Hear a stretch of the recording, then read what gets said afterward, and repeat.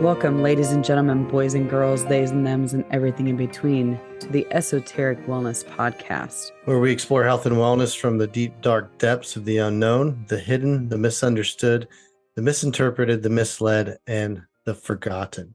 I am Megan. And I'm Kyle.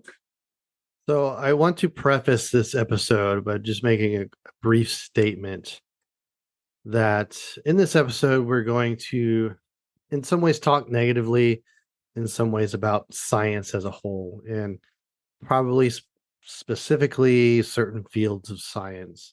I just want to make very clear that in no way are we bashing or talking negatively about the hardworking men and women who devote their lives to the pursuit of science, the scientists and researchers that do the work.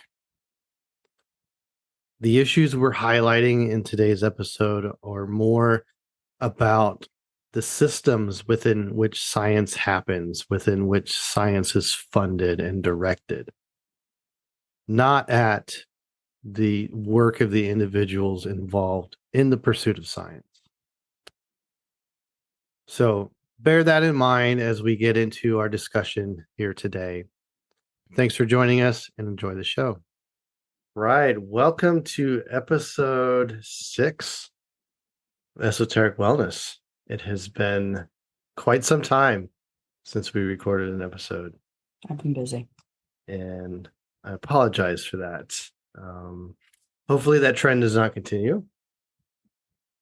But yeah, like you said, we've been busy, a lot going on. Very busy. That last episode came out right before elections. Yes. And Megan was very, very busy with that. So yes, my city council run. I only lost by 3 points, so I will take it. And the holidays and all that, and we kind of got used to not having to record.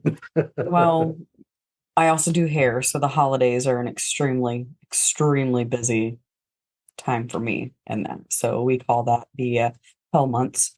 So Thanksgiving, Christmas, New Year, it's a nonstop 3 months for me as well. So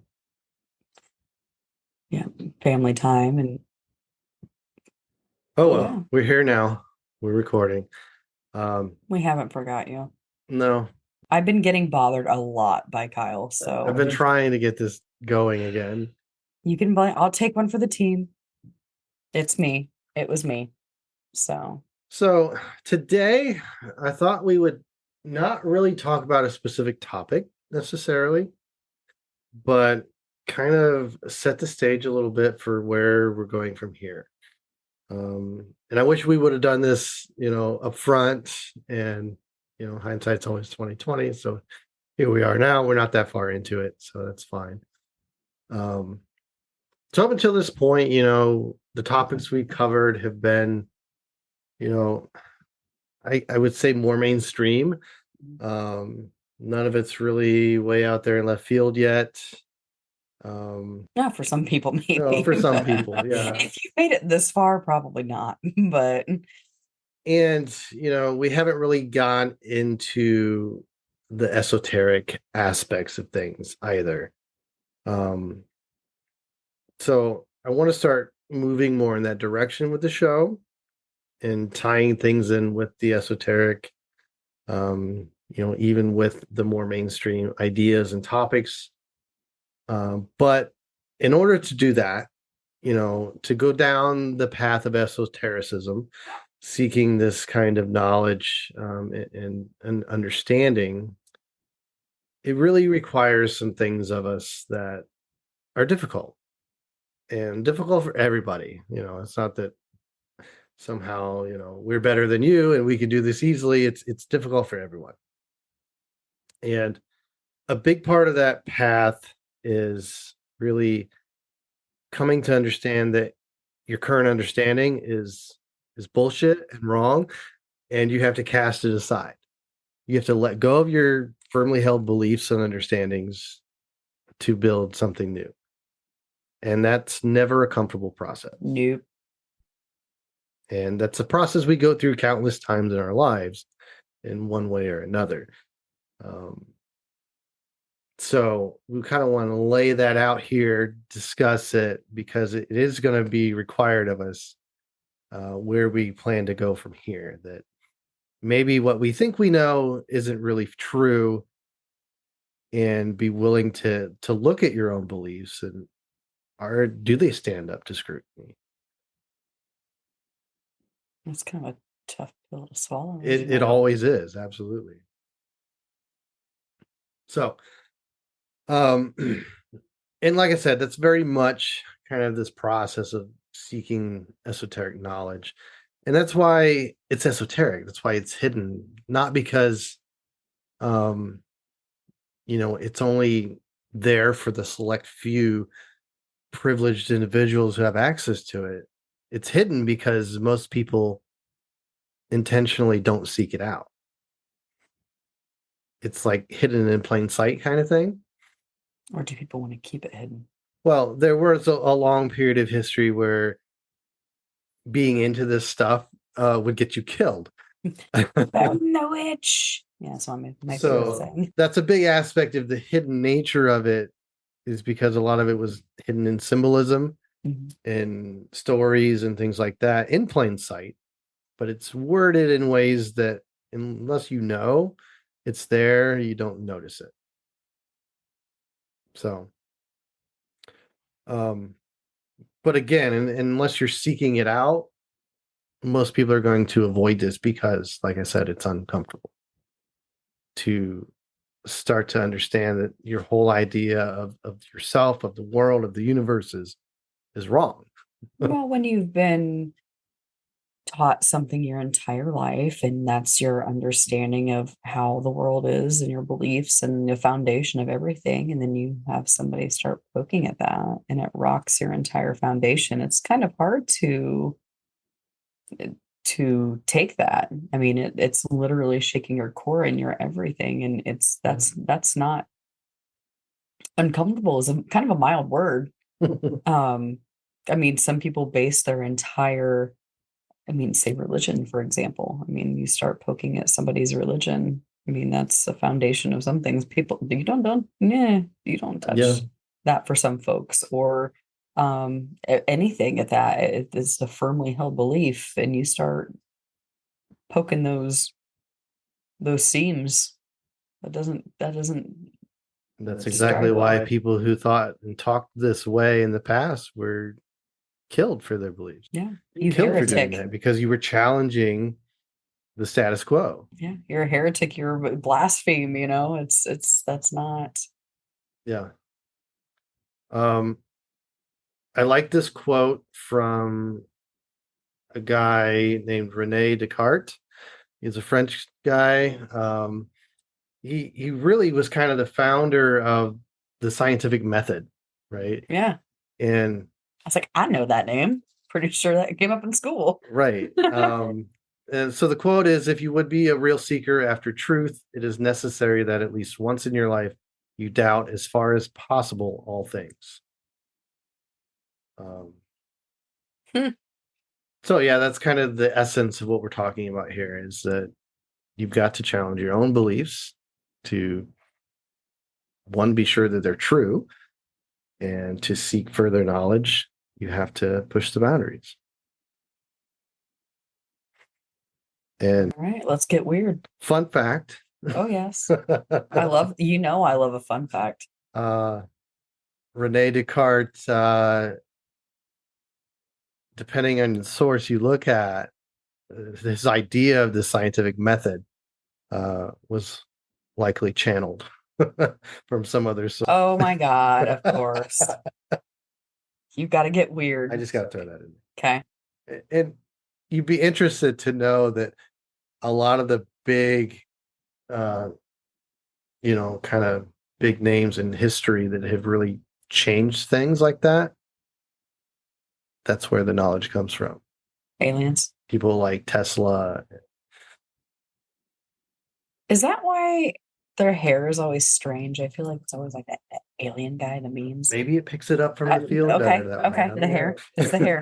That's what it is. If you want to be brilliant, Einstein, there you go. They've all got weird ass hair. Maybe I should try that with my hair and see what happens. Big. See, just I can tease it. There I you mean, go. I'll perm it a little bit. There we go, guys. For science. I will not be seen in public with you.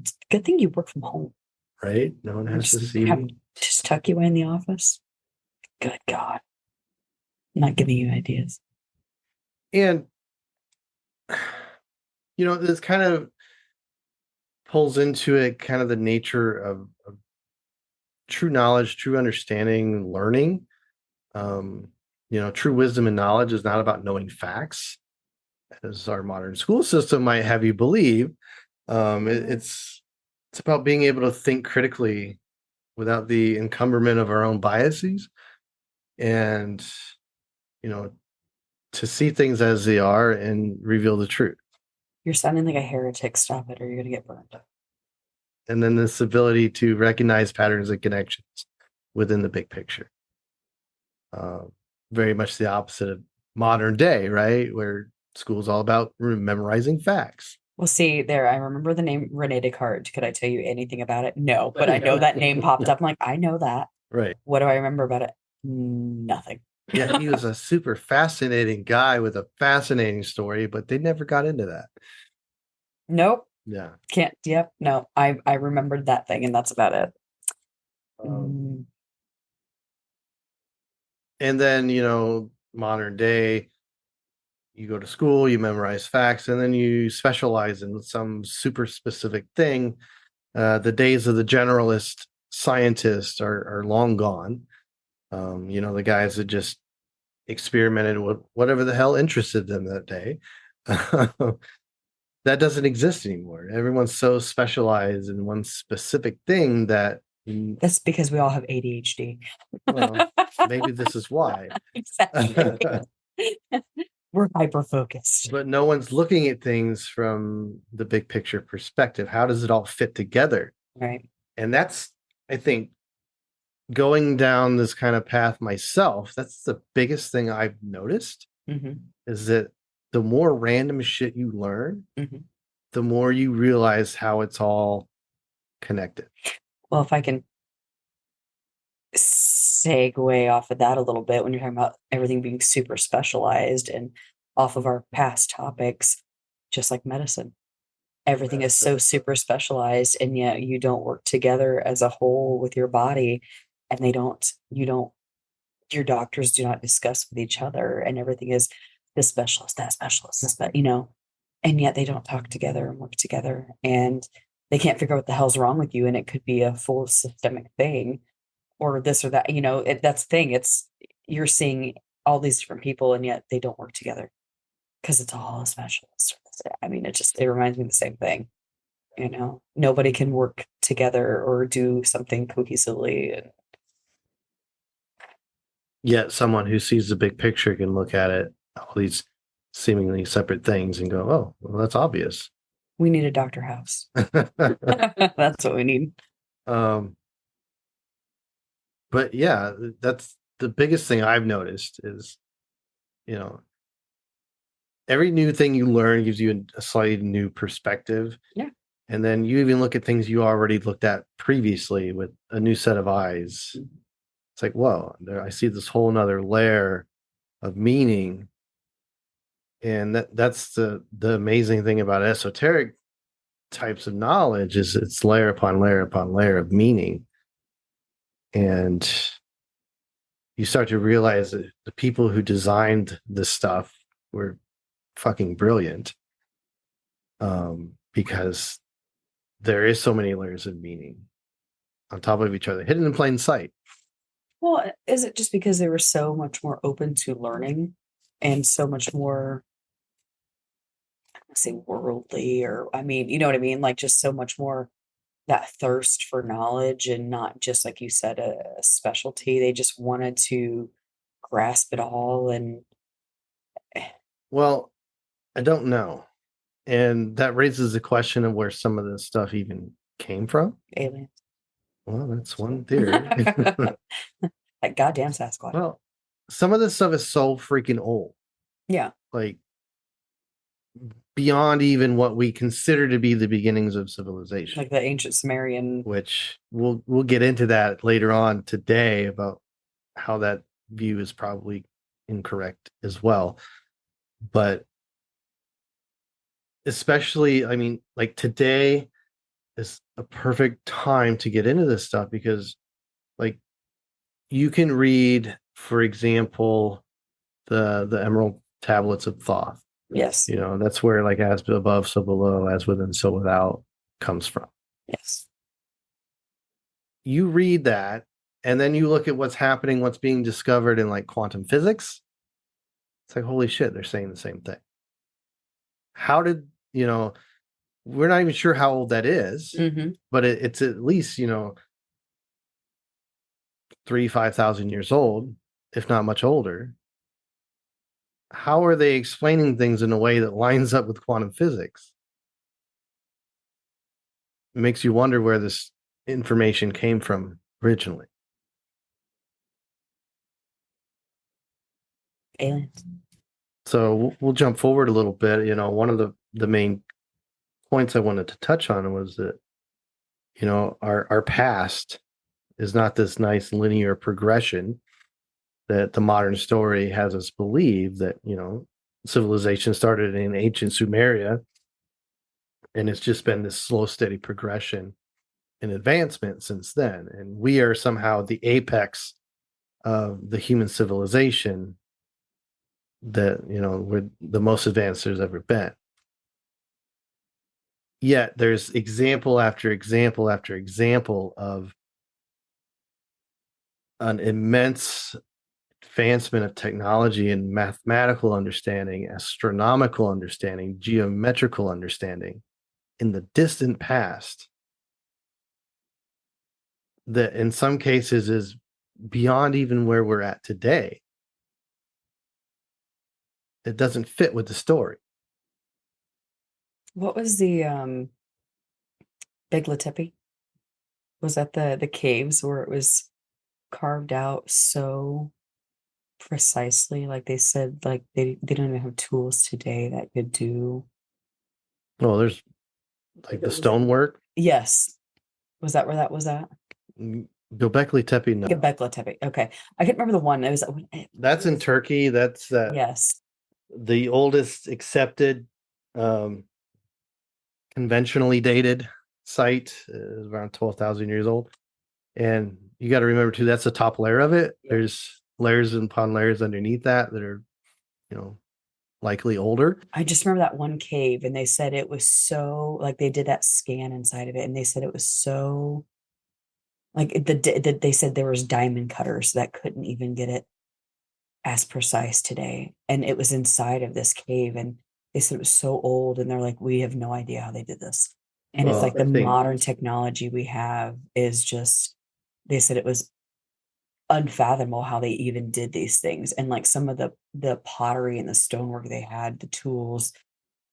I mean, then this stuff was so old, and it's like we don't have things that could do this now. I think the clearest, most well-known examples of this are in Egypt. The Great Pyramid of Giza. Oh yeah, we've watched countless things on that.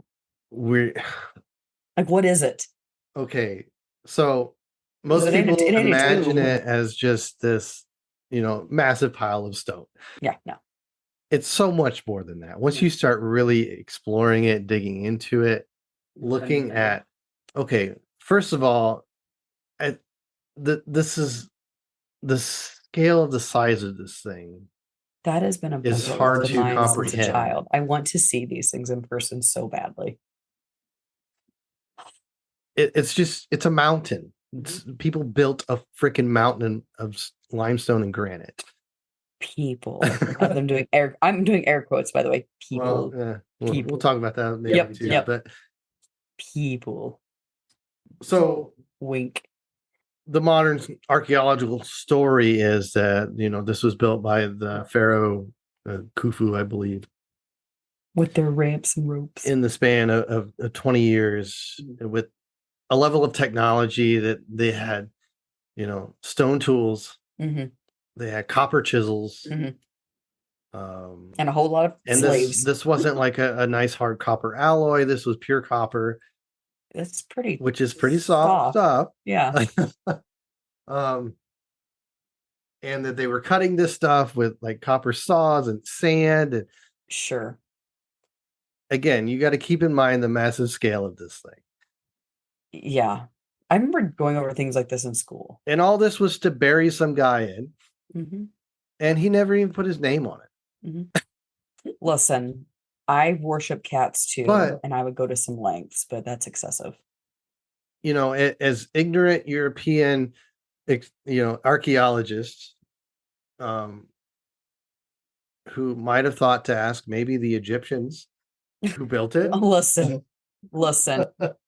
Mediocre white men don't need to ask questions. I mean, it's totally fine. Modern day Egyptians don't know, but if you really look into the Egyptian information that's been left, they don't even claim to have built it. It was already there. Yeah. They inherited it. It was built by the gods, is what they say. Who are the gods? Well, we could go around and around about what that means, but well, there's a guy with like a dog head and like a bird and some snakes and stuff. But anyway, Cats. The level of precision. This is what blows me away. As I was an engineer previously, so I understand precision and I understand the cost and effort that goes into a high level of precision. And you don't build things just because precise for fun, okay? Because that comes at an extreme level of cost and effort. So that precision is not going to be there unless it has a purpose. Okay. And the level of precision on this pyramid, okay, this thing's massive. It's built on a plateau of limestone.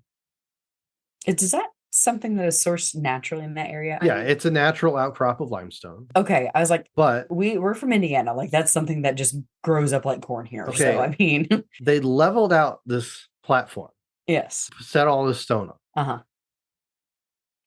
I forget how many. It's like 13 acre in size that they leveled out, and the levelness of that platform is, if you measure the I wish height people at could one have seen my side, face when you I said know, that. versus the other side, the It's- variability in levelness is less than like a quarter inch. You're telling me the base of the Great Pyramid is 13 acres? Something like that. It's acres in size. Shut up. No, I'm serious. It's that I big. didn't realize it was that big. That big. You said from like one corner to the other, it's less than a quarter of an inch. It varies by less than a quarter of an inch. Now, anyone that does surveying, anyone that does, construction site prep can tell you that's fucking amazing. Especially something of one that size at that time. And these people didn't have laser levels. They had supposedly. copper tools. They didn't have, GPS tracking, the little, what's the name of that tool?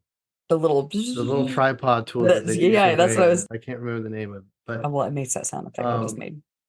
So apparently their surveying skills were top notch. Well, And if you asked a company to prepare a site of that size to that precision and levelness, they would laugh at you. Whoa. They would laugh at you because there's no reason to have anything that level of that size. Listen, again, I'm going to go back to they worshipped cats. Cats like to knock things over. We need a real level. Well, just think of the process, okay? I'm trying to imagine grading down limestone. They don't have heavy equipment. Yeah. Supposedly they have copper chisels and stones. Like you're like literally beat away at the bedrock. Yes. Good God. So we're talking a level of precision in which if I beat one too many times, that's a quarter of an inch, homie. You're done. The whole thing. Yep. Now we got to take it down the rest of the way because Harold over here done fucked it up. Thank him. Everybody's kicking your ass after the shift. and then all the mathematics hidden within the structure. Listen, I don't like math, and you know that, so we're not even going to. We won't get into that. Thank you. Because if you're interested in this stuff, look into it because it's fascinating. Nerd. So it's like it's not a perfect square.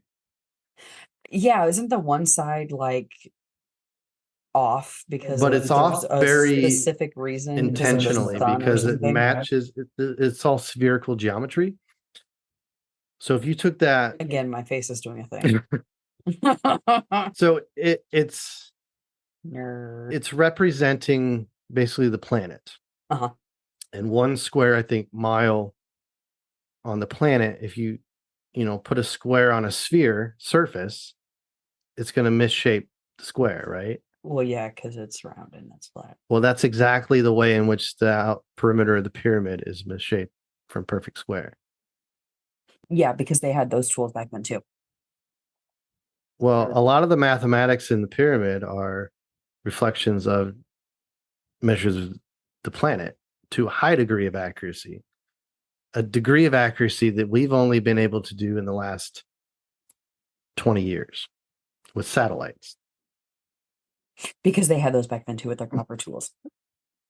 Anyway, we won't rant about the pyramid any further because we could do that. I know. I was supposed to be here to keep you on the rails. I'm pretty sure we went off the rails. Get back on the rails. Excuse you. Where were we? Back it up, Terry. Back it up, Terry. Anyway, that's just one example. Okay, that's one of how many potential. Like you said, we keep finding them. Yeah. Oh yeah, because I was Gebegli Tepe. Did I say that right this time? And they keep pushing back, like when civilization began, because they keep finding older and older crap. Like science is supposed to. They just found a pyramid structure in Indonesia not long ago, Gunung Padang, that they carbon dated the material out of the base of it to 30,000 plus years old. It was you? 30,000 plus. Oh. Yeah. It screws things up a little bit, doesn't it? But man's only what, like 4,000 years old? Sumeria began about 6,000 or so years ago. Oh, okay. But the interesting thing about Sumeria is it just pops up out of nowhere, fully formed. They have metallurgy, they have astronomy, they have mathematics, they have writing. It's like somebody sneezed in there. It was. It's like there's no progression. It just, there it is. Aliens. Fully formed. I'm just going to randomly just yell aliens throughout the podcast tonight just because. Since you keep bringing it up. Oh, it's funny. I think I know where this is going because we had this conversation the other night, didn't we? Sumeria is a great example. They're all their ancient stories and texts and stuff. Basically, that's Sanskrit, right? Their creation story. No, that's Indian. Oh, yeah. Basically, their creation story of humanity is beings came here from somewhere else. Yes, this is the conversation we had. Okay. They always refer to them as gods. Listen to you. And they needed a slave race to do things for them. That's not terrifying. And they took existing creatures on the planet and modified them. And if you read a lot of the stories, it sure sounds like genetic engineering. And they even say they took parts of themselves and, modified these creatures and made humans. So they took ape-like creatures from the earth and then tinkered with them a little bit. And took these alien creatures that came here, spliced their shit together, and voila, man. Yep. And civilization after civilization after civilization has similar stories. Okay, so primate, like ape DNA is what, like 98%? Close to like how, I mean, it is something like freakishly close to like. Percentages are deceiving, but. Well, humor me, you know what I mean? Like it is extremely close to. We were talking about to human? Yes. So like our closest cousin is a chimpanzee. Yep. The biggest difference is the number of chromosomes. Yes. We have less chromosomes because 2 of the chimp chromosomes have been spliced together. And this might be the clue that, this distant past genetic engineering took place. It's because chromosomes can splice randomly through mutation. But when you look at the human chromosome that is the two spliced together, it's very neatly done. Oh, you said the chimp ones was spliced together. Well, yeah, chimps have an extra chromosome than we do. Oh, okay. Okay. So sorry, I'm following. Two of theirs were spliced together to make the human set of chromosomes. Okay. I'm trying. But that splicing is very neat and tidy. Like when you take two chromosomes and, a chromosome has a lot of genetic code that, makes things run efficiently, kind of is a good way to think about it. There's probably geneticists, rolling over in their beds right now because I'm explaining this horribly, but there would be a lot of extra code if you just took two chromosomes and stuck them together. Is it all those A, T, C's, and G's? Did I get that right? Yeah. Yeah. See, I remember shit in biology. So all those redundancies that would be there Rene Descartes probably have been removed. Okay. And things have been reordered in a way to be more efficient. So they threw all this shit together, took out the repeats, and then voila. Yeah. And, when we look at the story of human evolution, they never seem to be able to find this missing link, right? Oh, that's always that phrase we hear. Yeah. The missing link. Why is it missing? Well, maybe because it's not took there. It out. You took it out. If it's not there, they would be missing. They cleaned it up. And we're going to talk more about evolution in a little bit, but put a pin in that. I mean, can we rule out that possibility? No, just because it doesn't fit with our understanding and it's an uncomfortable kind of understanding to have. That's interesting. Because that comes with all kinds of implications. I don't like the idea that we were a slave race to something. That makes you think, did they leave? Why did they leave? Are they still here? Now I'm just a slave to my, 40 some hour work week and I don't like it.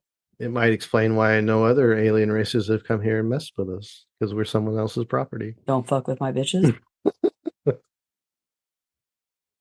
Okay. But anyway, that's, kind of having this big picture perspective. We can't look at things in isolation on one planet. We're part of a galaxy. We're part of a solar system. We're part of a larger universe. How could we rule out that maybe another race came here and made us? I feel like the probability of, I feel like it's kind of to think that they're in that whole, it's just us thing is kind of. Well, if you look at every excuse they've made to say, oh, life is rare, they keep proving themselves wrong. Listen, I can grow shit in the back of my fridge real easy. So first we thought life all the time. Planets were rare. And now we're finding planets are around damn near every star we look at. Okay, so that's wrong. Then we thought water was rare. They're finding that on. It's not. We're finding it everywhere. Like Mars and all sorts of shit. And then so it starts to stack up that, wow, it's probably pretty darn likely. And when you figure the Earth is what we estimate 4.6 billion years old, the universe has been around for 13.6 billion or so years. The government's finally admitted there are. And when you consider like our modern civilization, how fast we progressed technologically, it's kind of terrifying. And just look at the last 50 years, what has happened. So if another civilization, started 10 million years before us, how much more advanced would they be? It makes me think of the beginning thing of Futurama. Like the beginning credits, how you have like all your civilization build up and like the aliens come along and zap it down and they got to build back up again. The cyclical nature. Yeah. I think that's probably a little more accurate. I know. Maybe not aliens destroying us, but are destroying environmental catastrophes. And I won't get on my bullet. Anyway, that brings us to our first break. So we'll be back shortly. Bye.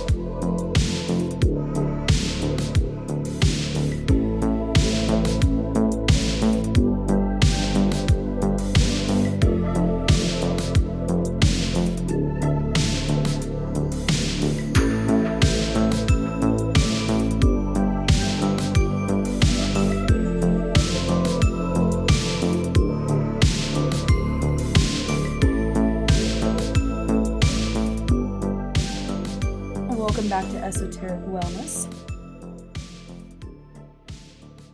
All right, we're back. It's been a long She's week. looking at me like I was supposed to say something there. Listen, it's been a long week. All right, so we've been on this discussion about kind of Pyramids. We went on a tangent about pyramids, We which is went on a tangent. totally cool because I do that at least once a day. Oh my God. Now I want to get into a little bit kind of science, the scientific method, and Rene Descartes. I listen. well, yeah, that kind of got us there. And kind of how modern science has lost its way a little bit. A little bit. A little bit. A little bit. And I think some of the reason why that is interesting. But so back to the beginning, the scientific method. In the beginning. Is this method that's been developed and has proven itself extremely useful. And it's that, we make an observation, we develop a hypothesis or an idea to explain that observation, and then we try to prove that hypothesis wrong. So in that way, science is not ever able to 100% say with any high level of certainty that this is the way it is, and we know it for sure. And that's why you have a theory, right? Exactly. Ha! See, I listened in school. Why did I not get better grades? Well, because they just wanted you to remember facts and not. No, I got a boyfriend who distracted me and then I married him. Oh. Oh, shots fired. But anyway, proving your hypothesis wrong is the scientific method. Because if I could prove it wrong, I know that I'm wrong. I need to come up with a new, better idea. And if through multiple attempts by myself and my fellow scientists, no one can prove it wrong, well, the chances of it being right are higher, but never 100%, right? Because never can we try everything within possibility. Right. Okay. So, we have this term today, scientific fact. That's not really a thing. What we should be saying is this is our best idea that we currently have. People don't like that. I know we don't like that. It's uncomfortable because it means it could be wrong. I need to know. We want the truth. But if you look through the history of science, it's a long history of everything we thought was true being proven wrong by one new piece of information. Well, a lot of people don't want their hard work disproven and well, that's what flushed down the science shitter. does. Well, when people spend their whole life trying to prove one thing. Again, the point of science exploration is to prove your idea wrong. I know. But how would you feel if you spent your whole time trying to, working on something and then some snot-nosed brat comes along and comes up with this other thing and just sucks. Fucks your thing all up and it's like, man, old man. It sucks, but you congratulate them and you move on. So they're taking their Nobel Prize. If you think back, when you went through school, if you're in school, this is not the way science is presented to you. It's presented to you like this is the way the universe works, and that's the way it is. It's like we're constantly updating, how the universe works, final edition. And the mitochondria is the powerhouse. But we keep updating it because we don't really know shit. I would love to see our textbooks from when we were in elementary school and the things they said versus now. You probably spot all kinds of things that have been. Well, first of all, Pluto is still in there. I mean, Pluto's still out there, but listen, that does our whole little what is it? My very eager mother just bought us 9 pizzas or something. That does. It ruins everything. What are we supposed to do now? How are we going to remember the planets? I don't know. There's probably a new one now. Yeah. Well, I'm old and I don't know the new one, so I'm screwed. Anyway, so this is the scientific method. This is the way it was designed, and this is what works. But as I said, you're going through school, you're taught science of any variety, and it's taught to you as fact. And you should not challenge that fact. You should not ask questions about that fact. I didn't.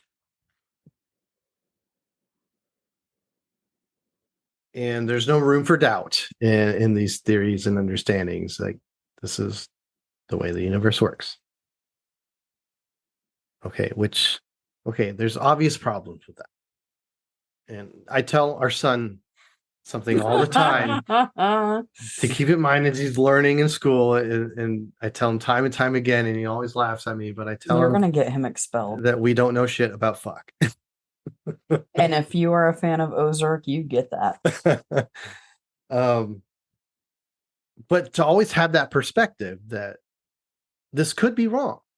We could discover something new any day Mhm. that totally upends our entire understanding. Mhm. And that's exciting. It should be exciting.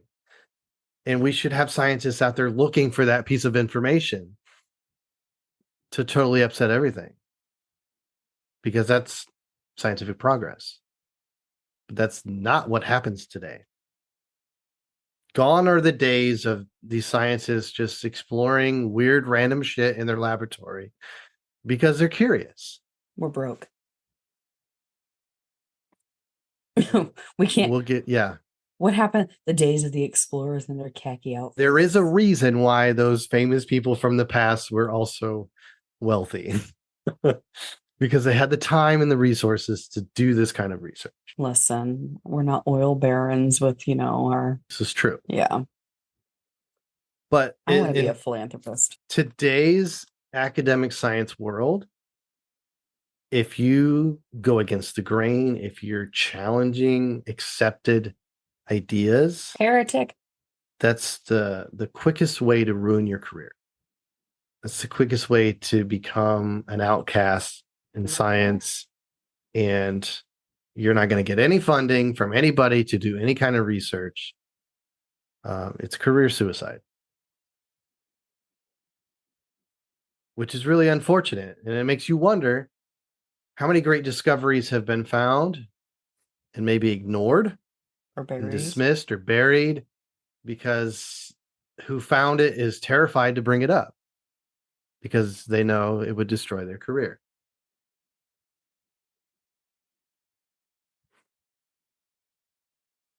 What a world. What a world.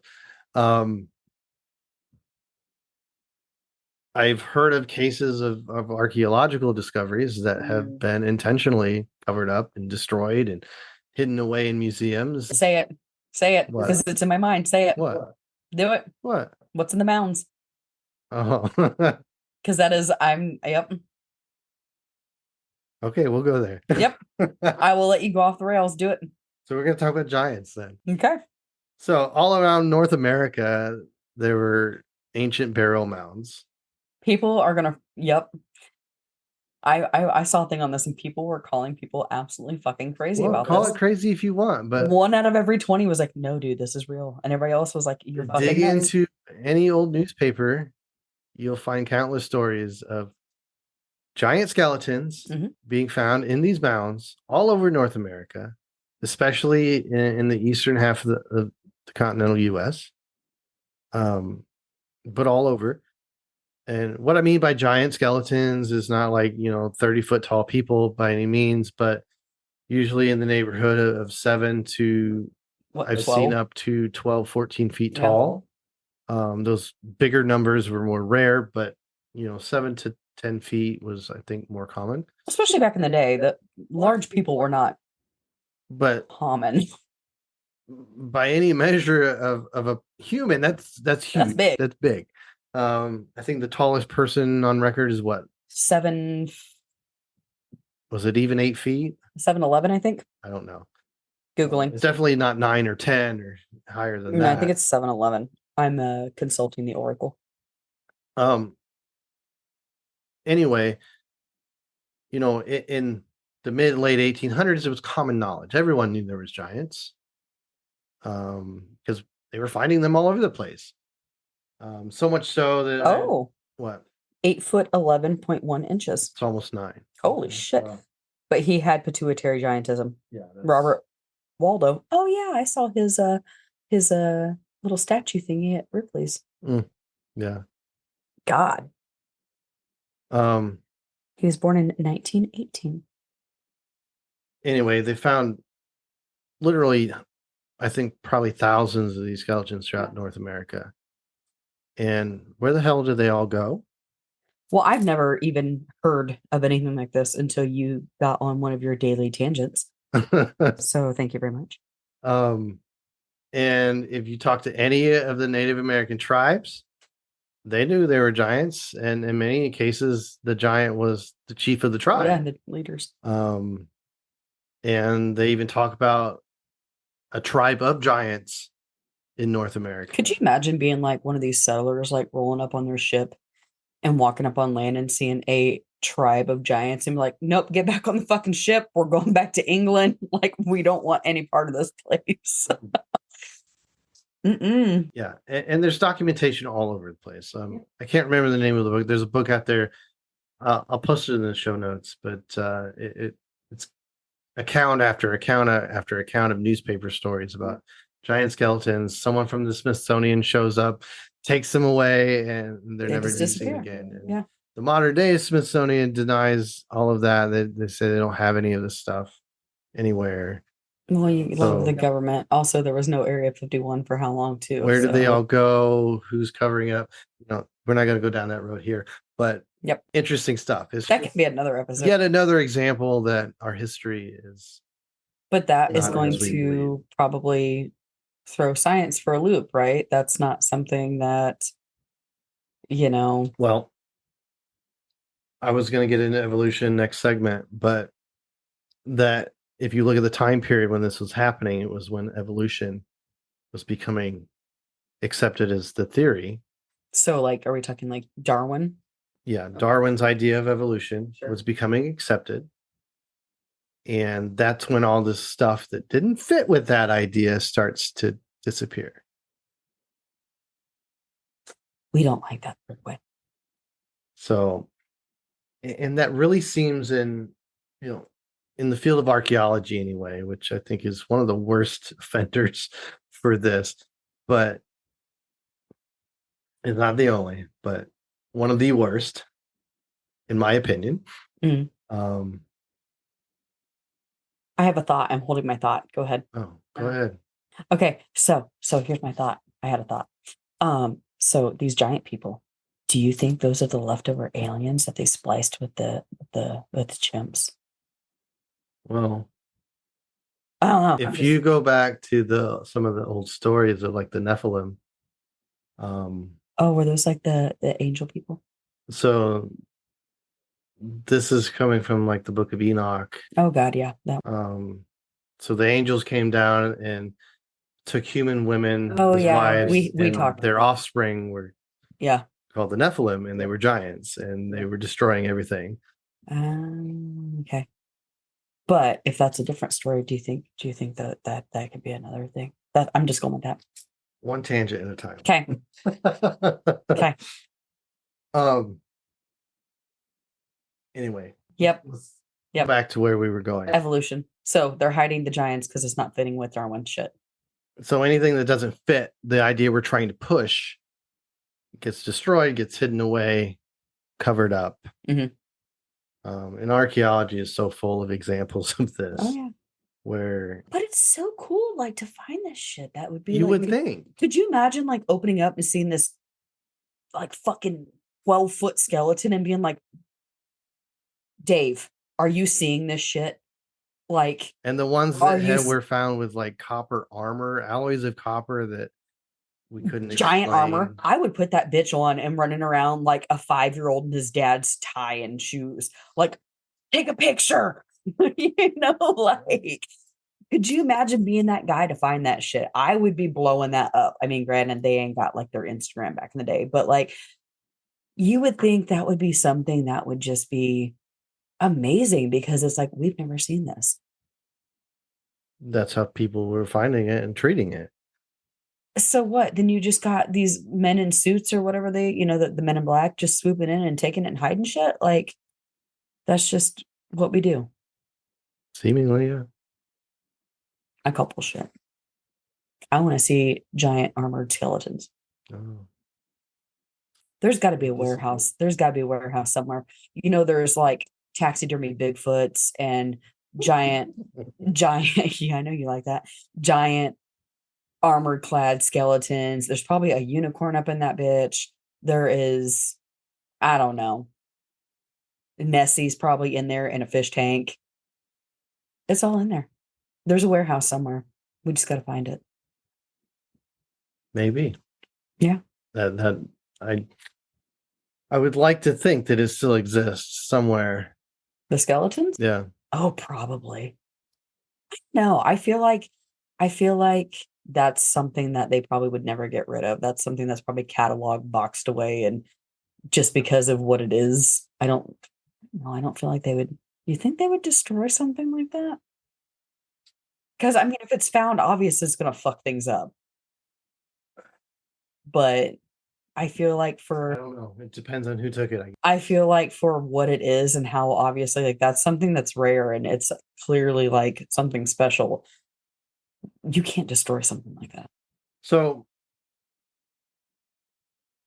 yeah, archaeology I think is one of the worst offenders because I mean think about it. What's the job of an archaeologist? You look at Dig in the dirt and a few bits of evidence and you develop a story based on that. well, I can do that. I mean, there's really no other science field of science where we're developing a story,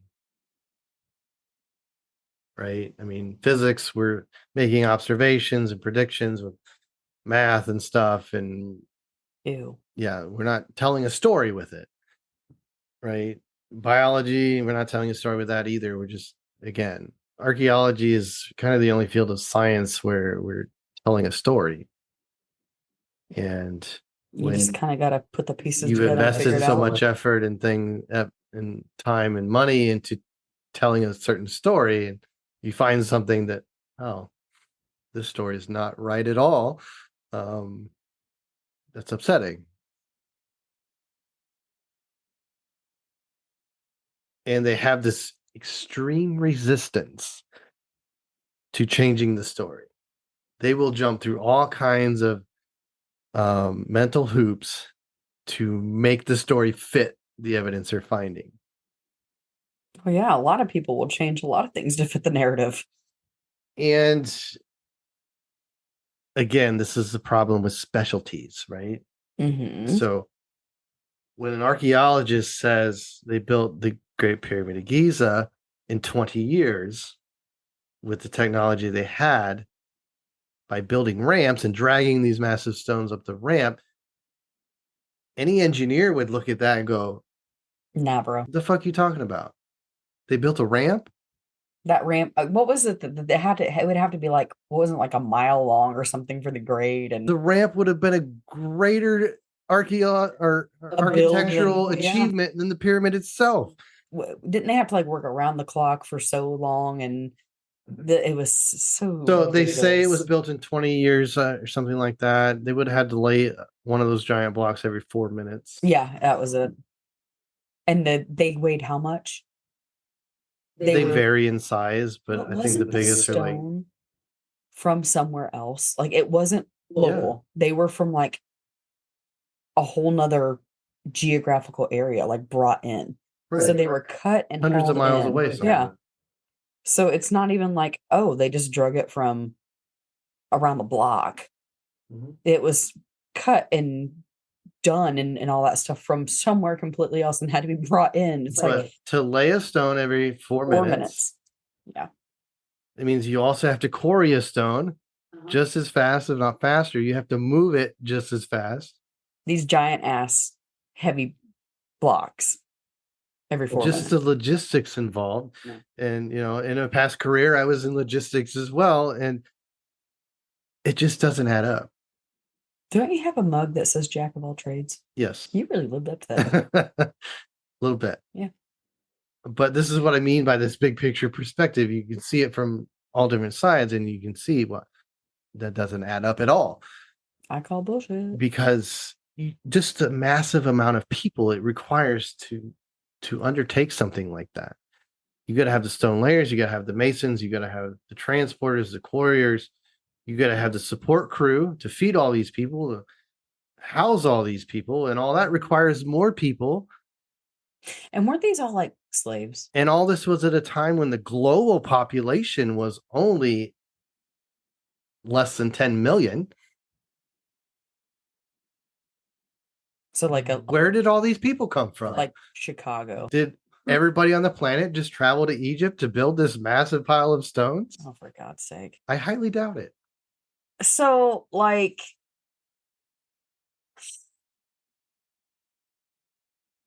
I can just imagine all these people getting like ripped and like really buff from doing all this stuff and just like overthrowing. And Oh, like, don't get me started on the ergonomic aspect of how they say they were doing these things. I remember being in middle school and watching the Prince of Egypt. We had a day where we had a cartoon, like watch the movie. It was an animated show and it was about like Moses and all that jazz. And they showed like one of the scenes is them building the pyramids, and they had like all these like log scaffolding, if I remember correctly, and all these ropes and like things are lifting and all the animals and stuff. And I'm just like, uh-huh. I remember like back then just like looking at it like, don't make any sense. okay. Meanwhile, they're demonstrating that, yeah, they could have cut this stone with sand and copper saws. I'll have to look up this demonstration and show you. So they did this whole TV thing. This was many years ago, but it took them. Did they try to like recreate 6 this? hours to cut like maybe half an inch into this stone block. Yet they were laying a completed stone every 4 minutes. Not to mention, clearly not using that Egyptian copper. as that stone wears away, so does the soft copper. Yeah, I know.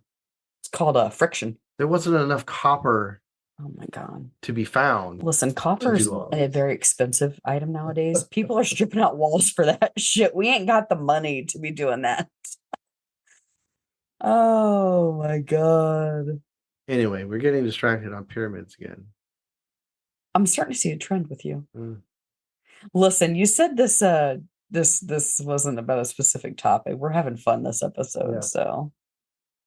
so yeah, basic idea of this segment, modern day science, it's not about proving hypotheses wrong, it's about proving your hypothesis right. It's about coming into it with an already an agenda already it's in a place. bias. Yeah. A bias. So how does that affect what you actually find? Everything. I can't remember. It's a German word for this phenomenon that when Das you look Buch. for something, you usually find what you're looking for.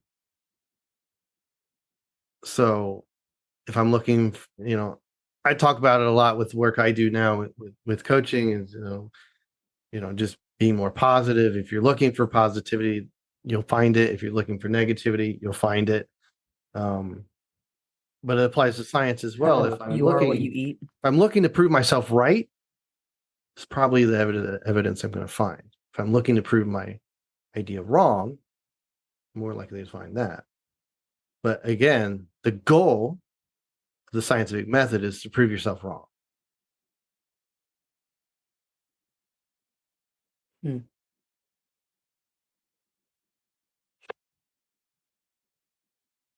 But a modern day scientist can't enter a study with that goal without destroying their career. I had a thought. What? It just reminds me of the guy with the vaccines and autism and how he was so dead set on it, and then he just started lying and then totally ruined his career. He found what he wanted to find. Well, he no, he Well, he didn't. He find didn't, it, and then they lied about it. He manufactured it. Yep. When you're so dead set on it and you can't prove it, then you just fucking lie about it and then cause all these people to be fanatics. My favorite example of this is the flat earthers. Oh my God, I know right where you're going. I'll do with the stick and the light. So believe it or not, there's still people today that believe the Earth is flat. Oh, Um, Duffy. and they keep developing these experiments to prove their idea right.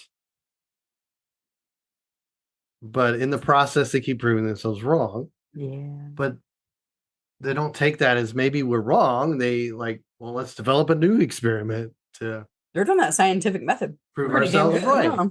Yeah. They're doing the opposite. When, you know, I forget the guy's name, some Muslim scientists back in ancient Persia with a stick proved the Yeah. earth was round. I mean, and you go back to ancient times, nobody thought the earth was flat. You know, that's a common misconception. They knew the earth was round. They might have thought they were the center of the I universe, mean, but we I mean, regressed through history to again thinking the earth was flat at some point. I wonder where that even came from. I'm not sure. I'll look into that later. But if you read the older stuff, they're like, yeah, they talk about the earth like it's round, it's a globe. Mm. I remember watching that documentary show thing, and the guy was using the light experiment, and at the very end, it happened. He's standing there, and he's like, "Huh," like, "Shit." So it's like, so if this works, we shouldn't be, we should be able to, da da da da. Da. And it totally went the opposite of the way he was, and he's just standing there like, "Huh." It just clipped off there, and it was like, God, that was so good. Yeah. Yep. So, you know, how this ties into wellness, a lot of the wellness research, health research, medical research, again, they seem to be going into research with an agenda. Mm-hmm. I want to prove something right. And then you have the problem with all the bad research being done. Well, what did I just say? When Coca-Cola, funds a study to show that, sugary beverages aren't as bad for you as we thought, maybe. Yeah, that's Or pharmaceuticals do one saying their medicine is completely safe, and then all of America, gets, or not all of America, a good majority of Americans get hooked on it, and then end up with opioid addictions, and then all of a sudden they're garbage people because their doctors then cut them off and oxycodone. the opioids is a more complex problem than just bad science, but No, I'm just saying, people yeah. trying to prove oh, it's fine. So That goes back to my famous saying. to sum that up, I'll say it again. We don't know shit about fuck. Yep. We have ideas, and it may be the best idea we have right now, but at any moment, a new discovery could be made and throw that idea down the toilet. And I believe that's the exciting thing about science is that, it's never done. We're never certain about the way things are. And that's really cool in my mind because, you can ask all kinds of questions about anything. This is why they want to ban TikTok, because if somebody discovers a giant, they're immediately pulling their phone out and they're live streaming that shit. I'm telling you. You can hide newspapers and get rid of all that stuff, and it takes a while to print all that jazz. You get on your TikTok, bam, that's out there. You get on your Facebook Live, bam, it's out there. You can't hide shit from these kids nowadays. They're too busy looking at their phones to notice anything, though. I'm finding a giant. This is a personal life goal now. We got mounds all over around here. Used to be. Yeah. We're going to go dig in the mounds. That's probably illegal, isn't it? I forget the town, but not too far from where we live here, there was one with like 30 some giant skeletons in it. I had a client tell me down in Evansville, down yonder. I think there's big ones down that way. Yeah. Yeah. So there's really cool stuff down there. I don't know. I think it's probably illegal to go dig in mounds, though. This is probably like state park. Typically, yeah. I mean, If it hasn't been done already. Mostly still existing mounds have been excavated at some point. I should probably just double check for science. Real science. Good science. And some other Because I got to prove myself wrong.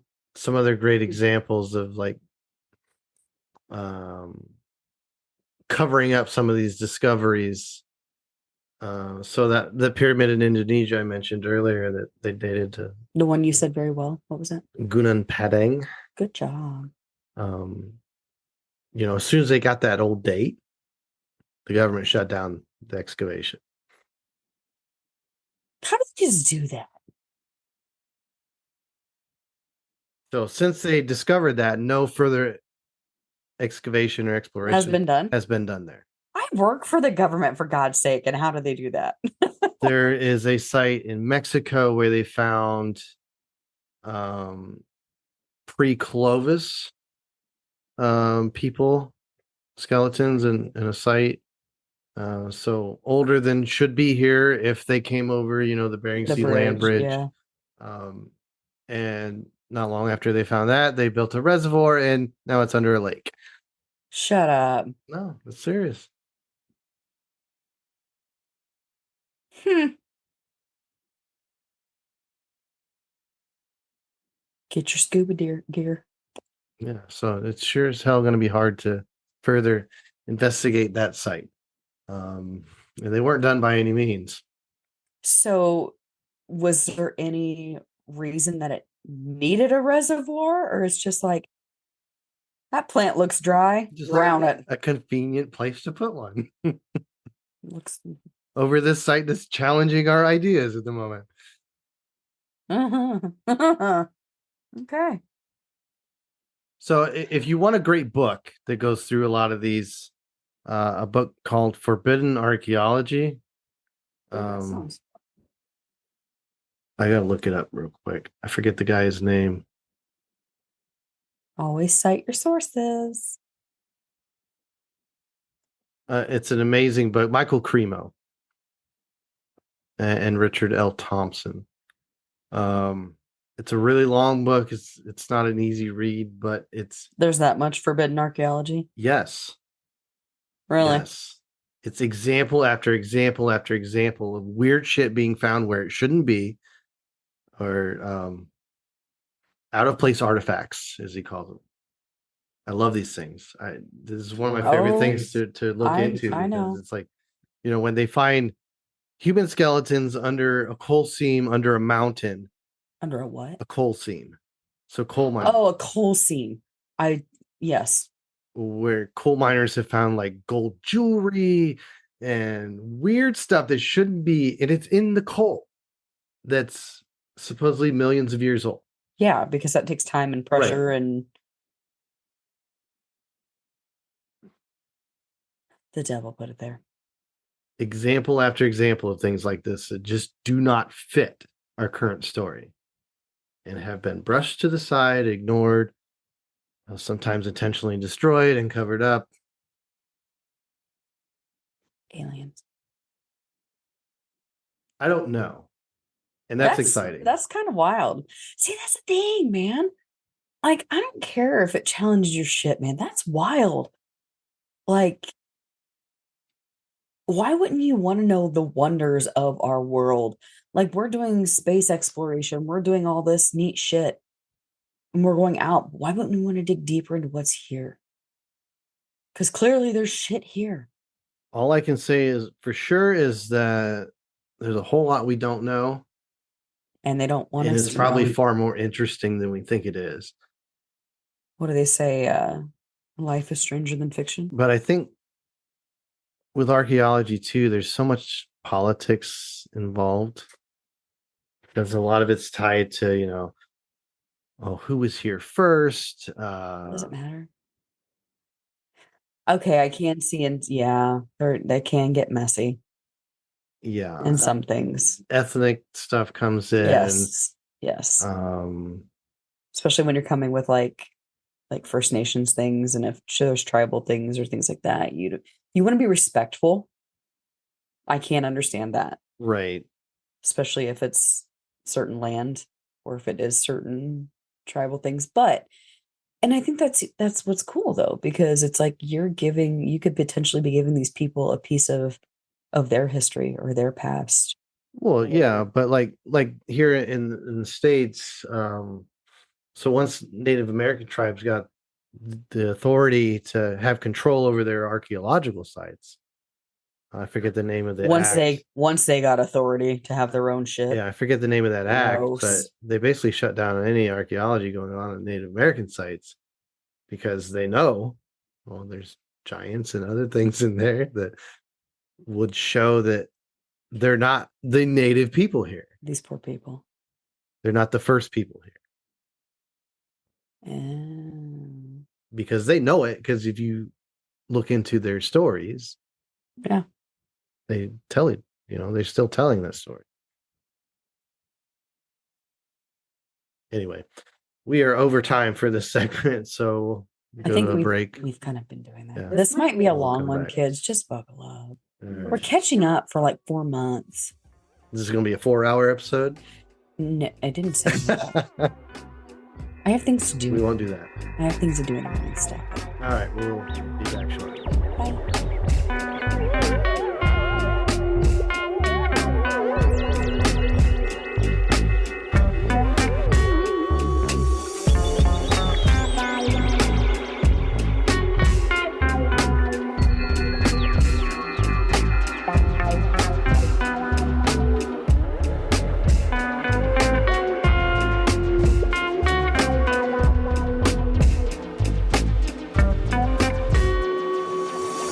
And welcome back to Esoteric Wellness. Deep into our discussion about kind of a lot of different things, it seems. Mainly pyramids. But kind of setting the stage of what to expect from the show coming up, and I think more how to approach things that we talk about, how to challenge your own beliefs and expectations in a way, and that this journey might not be comfortable all the time. Buckle up, shit's gonna get weird. So I wanted to get into some kind of foundational paradigms that really have been proven to be wrong. And by foundational, I mean they really play a big part in our modern society, our modern culture, our modern beliefs, in a really big way when you zoom out and look at it. So I wanted to start talking about some of these and why they're false and what's actually going on potentially. But like I said earlier, we can't ever say with certainty what's going on because we I was can't gonna say that know sounds a little everything. arrogant of you. After we literally I was like, What the most recent evidence is showing there we go. that could be going on. Okay. But again, we don't know shit We'll have about fuck. a shit about fuck. Thank you, Ruth. So we kind of covered one at length already, and that our past is not linear and in a big way is really unknown. And it seems to be very dynamic. It seems to be very almost cyclical in nature, maybe outside influences. Who knows? Aliens. We don't know a whole lot. Aliens. And the story that we kind of stitched together does not explain a whole lot of things that we have discovered. So we won't dig into that anymore. Maybe pyramids later. Maybe we will. Who knows? You don't make promises you can't keep. So I want to get into another major kind of paradigm that has really become quite pervasive, especially in science. And this idea that, everything's random. The formation of the universe, the formation of life, the formation of us, evolution, it's all random, meaningless. Yeah, I don't like that. It's not a comforting thought, right? No. And I think this is an overcompensation for, so when you look back through history, um, before religion was the predominant force, it controlled everything. It was Does. the lens through which we understood the world. And science has kind of replaced religion. And I think in a way, this is an overcompensation of that replacement. That religion was all about everything has meaning, and science is nothing has meaning. A happy medium would be nice.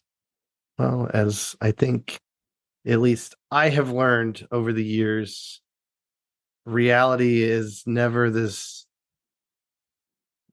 black and white binary type of thing where it's either this or that. It's usually somewhere in between. Some shades of gray. Exactly. It's almost always more complex than we like to think about it. So this real push in science to see things in this way, I think, like I said, is a compensation for what science has kind of replaced in society. They really separated themselves from religion. They were at war with one another for quite some time. And I think that's a remnant of that. Yeah, still in a lot of ways. Was it nihilism? I think we can say in many parts of the world, science is now predominant over religion. We can't say that about every No. place on the globe yet, but that's the way And vice things are versa. trending. Yeah. So let's just start with evolution. Okay, we'll start small and go big. Why not? So Darwin's original idea of evolution was Finches. random genetic mutation over time creates this evolutionary process where species change, new species are developed totally randomly. And if that random mutation, yields a benefit, it sticks around because that organism will be more likely to reproduce because it has some advantage from that random mutation. Survival of the fittest. Survival of the fittest. Exactly. Got you. The problem with this idea, and I don't doubt, I'm not saying that isn't happening because random mutation does happen. It happens all the time. Mm-hmm. But it does not explain adequately what we see in the evolution of species on the planet. For one, it takes forever.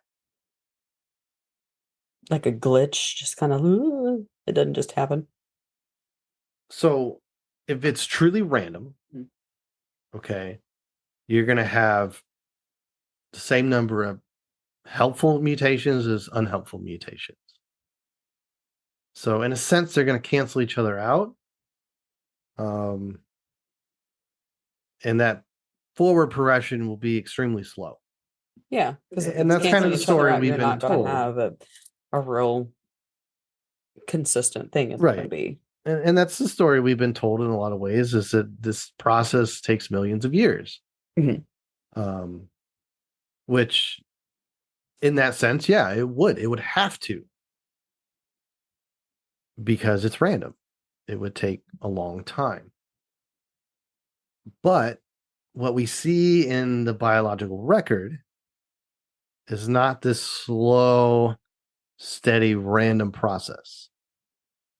We see evolution happening in fits and starts.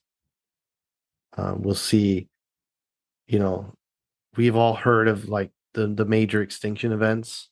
Mm-hmm. Well, following these major extinction events are huge explosions of evolution, of new species, changes in species. That's not random.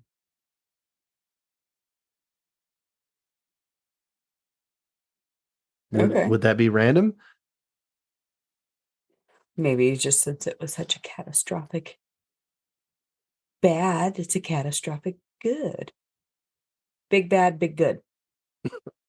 But the I don't know. What's I'm trying causing the here. extinction event is separate from evolution. I don't know. I'm trying here. And then we see, um,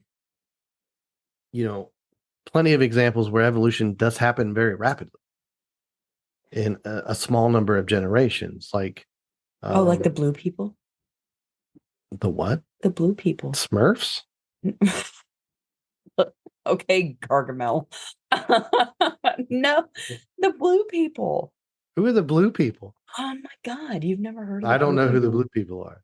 I have a fun Let's fact. hear it. Okay, so they were somewhere like in the hills. I think like for real, like I'm not trying to be like Is this a family of stereotypical. yours? Okay, rude. Maybe. I'm thinking I'd have to look it up. Let me real quick, but these people had, I believe, inbred so much they turned, Their skin was blue. uh-huh, Wow. Okay. Interesting. blue people of Appalachia. So the Gates, commonly known as blue Gates, or the blue people of Kentucky. Oh shit, they might be my family. Oh God, are an ancestral family living in the hills of Kentucky starting in the 19th century, where they're known for having a genetic trait that led to a blood disorder, methemoglobinemia, causing the skin to appear blue. So I'm pretty sure it was because of, Inbreeding? was it because of had a genetic condition called, which was passed down through recessive gene and blossomed through intermarriage. So yes, it was a recessive gene, and since it's recessive and you're having constant intermarriage, that's a very nice way to put it. Of course, you both have to have the recessive gene to get it, like red hair. Well, it's interesting you bring that up because one of the examples I wanted to bring up was this phenomenon of pygmy populations of species popping up on in isolated. I'm showing him the picture right now. Is that a real picture? That is a real picture. He is no shit blue. Yeah, they literally, here's the family. Like they are literally, They're still around. I mean, I Huh. think so. Yeah, that dude's on TV. Like there's like family pictures and shit. They are blue. No shit. They kind of have, They they're look like not, Smurfs. they're not quite Blue Man Group blue, but they are straight up blue. But But yeah, anyway, yeah. this phenomenon of pygmy species Uh-huh. that happen very rapidly when certain populations become isolated. It's usually on islands. They become pygmies when they're Yeah. isolated? Is it to take up less space? Like when you're in a dense, like a small area? I'm not sure exactly why. I'm not sure that we know why it goes small rather than big. I would think it's to take up less but space and food, there's energy. a lot of different examples of this where, part of a species gets separated on an island and they become pygmy. They become much smaller in size for some reason. I would think it would be like less space, less energy, less food to conserve. Quite possibly, yeah. Look at me being smart. But this happens quite rapidly, like in a small number of generations. Really? You just shrink. Yeah. Huh. And for that, a major change like that to happen so rapidly, it couldn't be random. Well, is that like a body's way of like, we've had a hardship, we know something is wrong, we need to adjust quickly? The pygmies specifically, yeah, it could be, I guess. I feel like that would be something like a bot But from I like a think- medical. I think we're touching on the key aspect here is that it's more driven by environmental factors. Yes. Um, Well, that's like Darwin with the finches. It wasn't it the food thing that created the beaks to be different, and that's how he noticed from one island to the other was their food yeah. that caused, like, one was eating what, insects and berries, and the other was eating nuts, and that caused. See, the stuff we retained from school. I really should have gotten better grades. Yeah. Like, I hope some of my teachers are listening somewhere. They're probably not, but I'm going to go back and play this shit. Nick, listen. I'm just saying. But anyway, that yes, Galapagos. the random mutation is happening and it does play a role, but it's not the complete picture. Yeah. These environmental factors play a huge role in evolution and probably a much bigger role. And when environmental factors change rapidly, evolution is going to happen rapidly. It's like trees. They grow skinny instead of like. And that's what we see in the fossil record. We see huge periods of explosive change, and then we see long periods of relative no change at all, where things seem pretty stable. And do you think that's more environmental driven versus? Absolutely. Okay. So I was onto something. Yes. High five. I'm not like cute. I'm smart.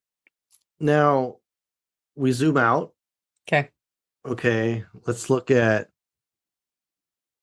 the universe as a whole being big picture. Some random event. Like a random Earth event? Universal event. The formation of the universe. Oh, okay. Go all the way to the beginning. Okay. Bang. See what I did there? Yeah. Well, there's all kinds of problems there because we don't know what's beyond the universe. So how would we know what's random? It's still going. Not? So I just want to point out here, we don't know. Like a good scientist should. Yeah, we don't have enough information to say anything's random or not because we have nothing to compare it to. Now, no, I won't go down that road. Oh God, that's a whole. Save it for later. Write it down. I won't do that to you. Write it down. Save it for later. So, another one of these kind of connected paradigms is, life is based on competition and conflict. Survival of the fittest. I don't like that idea. I'm a pacifist. Kind of. Yeah. I think this is an issue of perspective. When you zoom in too closely, it can appear that way. If all you're looking at is, the lion eating the zebra, yeah, it looks like survival of the fittest. But when you zoom out and look at populations as a whole, entire regions of life, you start to see much more in the way of cooperation, coordination, rather than just pure conflict. So, I still feel bad for the zebra. Well, yes, it's unfortunate for the zebra. Bad kitty.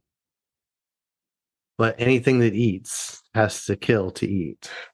Just want to be a happy vegetarian. Except plants, they eat sunshine. See, now that's great. Why can't I just photosynthesis? I don't know. I could be a green people from Appalachia instead of blue people. But yeah, unless you're a plant, if you eat, you have to kill to eat. Some plants choose to do that anyway. Some plants choose violence. Oh, do you remember that garden we came across when we were in the Outer Banks at the aquarium? Plants, Yes, that was the coolest thing I've ever seen. It was we were at an aquarium in Kitty Hawk at the Outer Banks, and they had a whole garden that was carnivorous plants. So they had Venus flytraps and pitcher pot plants, and I can't remember the names of some of them, but all of the plants in this whole garden were carnivorous, and it was so freaking cool. Like I loved every second of it because I'm a weirdo, and things like that don't get appreciation like all of the pretty plants and the good smelly plants and things like that. So seeing something like that all in one place was really cool. So plants that choose violence is Megan approved. So because sometimes there are days I wake up and also want to choose violence by being pretty and trapping you in with a good smell. So So there's multiple, examples of cooperation in nature.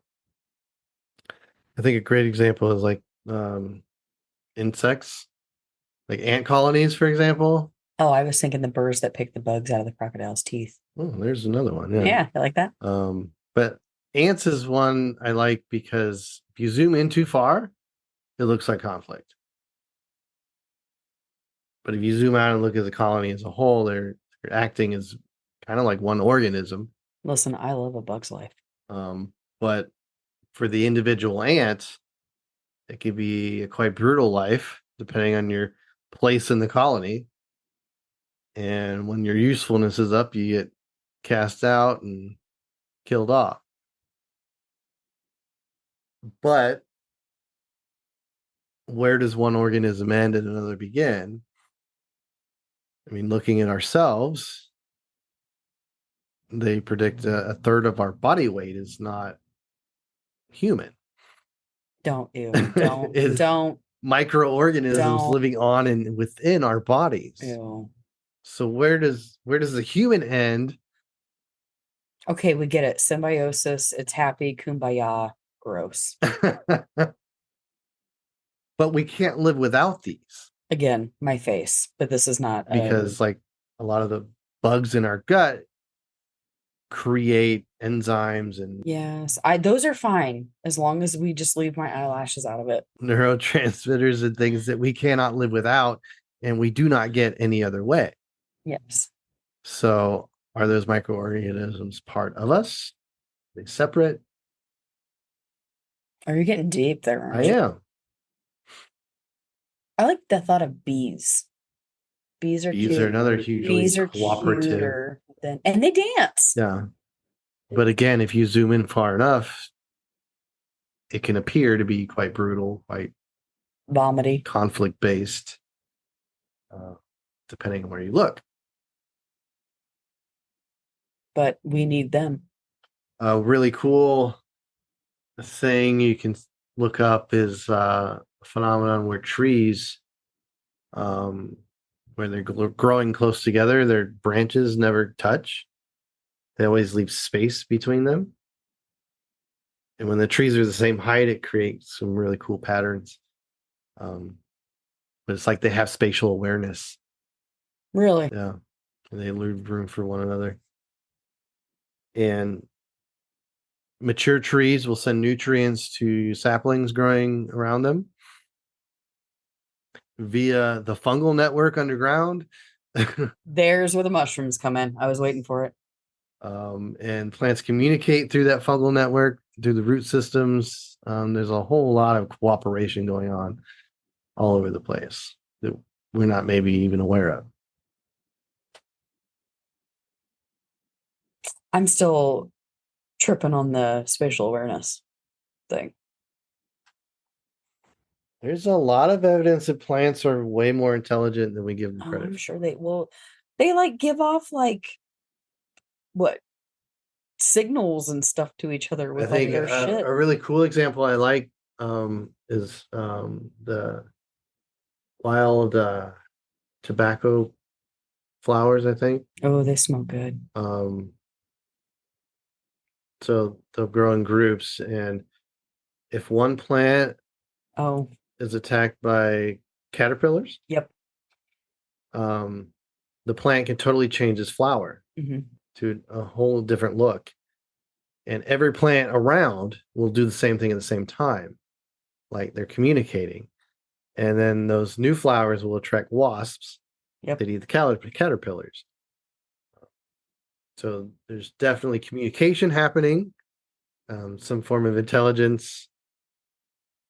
And they've actually done in labs, plants are capable of what's called classical conditioning. So think Pavlov's dog. Yeah. Yeah. Plants can be conditioned to an unrelated stimulus, showing, a much greater level of intelligence than we thought.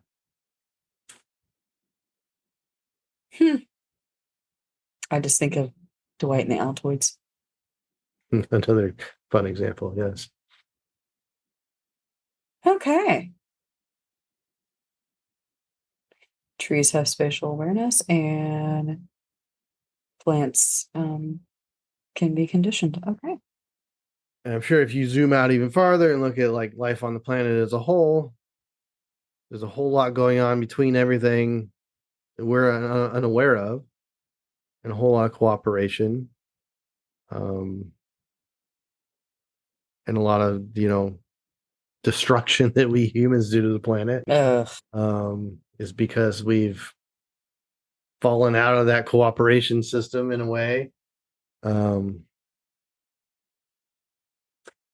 So I gotta do a little plug here. In lieu of April being Earth Month for, Earth Day, there's a quote that Marley Matlin said, and it is, the earth does not belong to us. We belong to the earth. And that is one of my favorites. So there you go. Gotta pop that in there for Earth Month this month, guys. So get out and do something good for your mother. Take care of her. Be kind.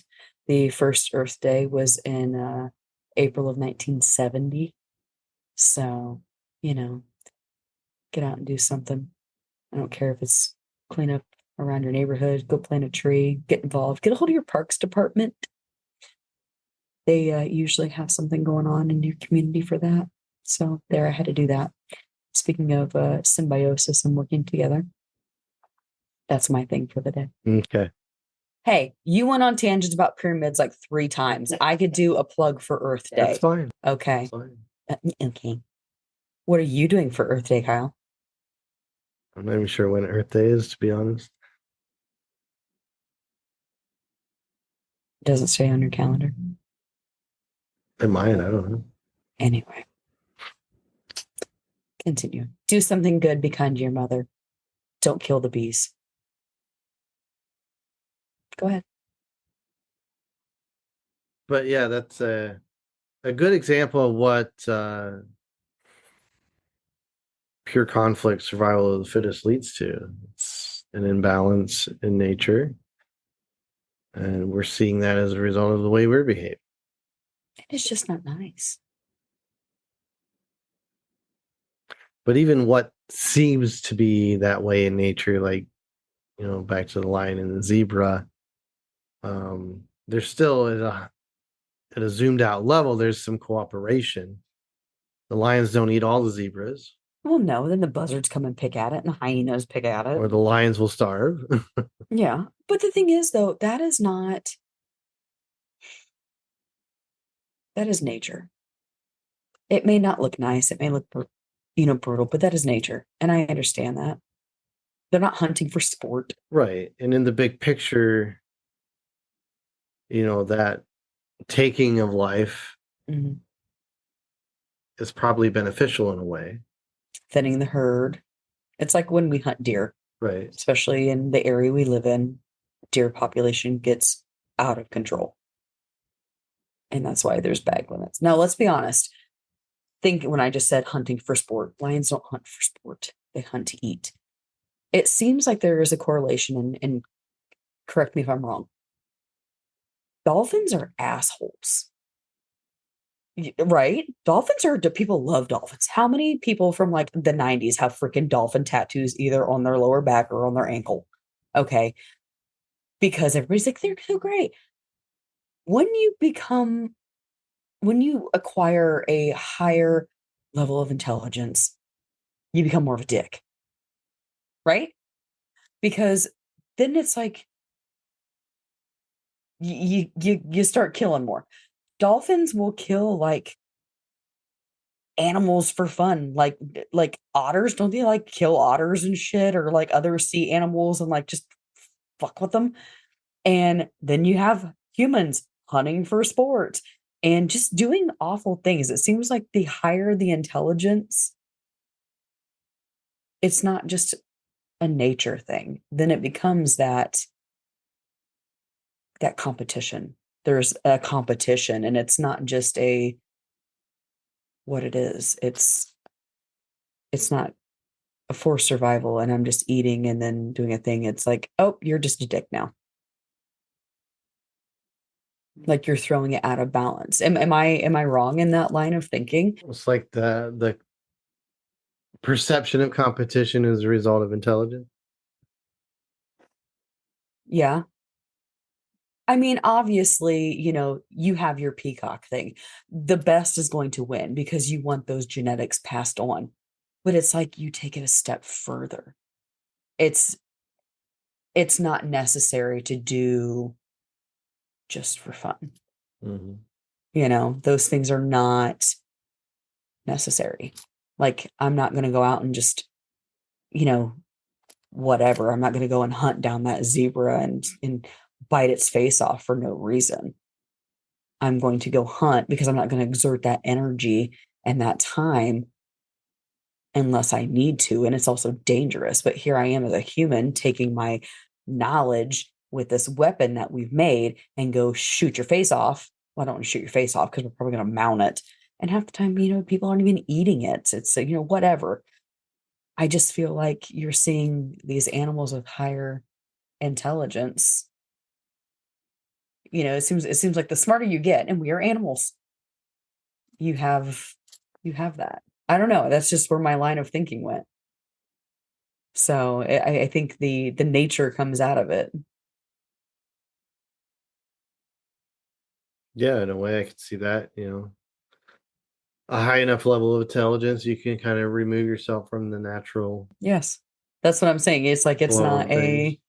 and then you're throwing that out of balance. It's Yeah. it's not just like you said that working in that symbiosis, that bigger picture, you're fucking that up because you're too smart for it and you're not keeping it in the flow of the way things should be. I don't know. I just had that there was my deep thought for the day. Well, with that, we'll take our last break here. We'll be back in a moment.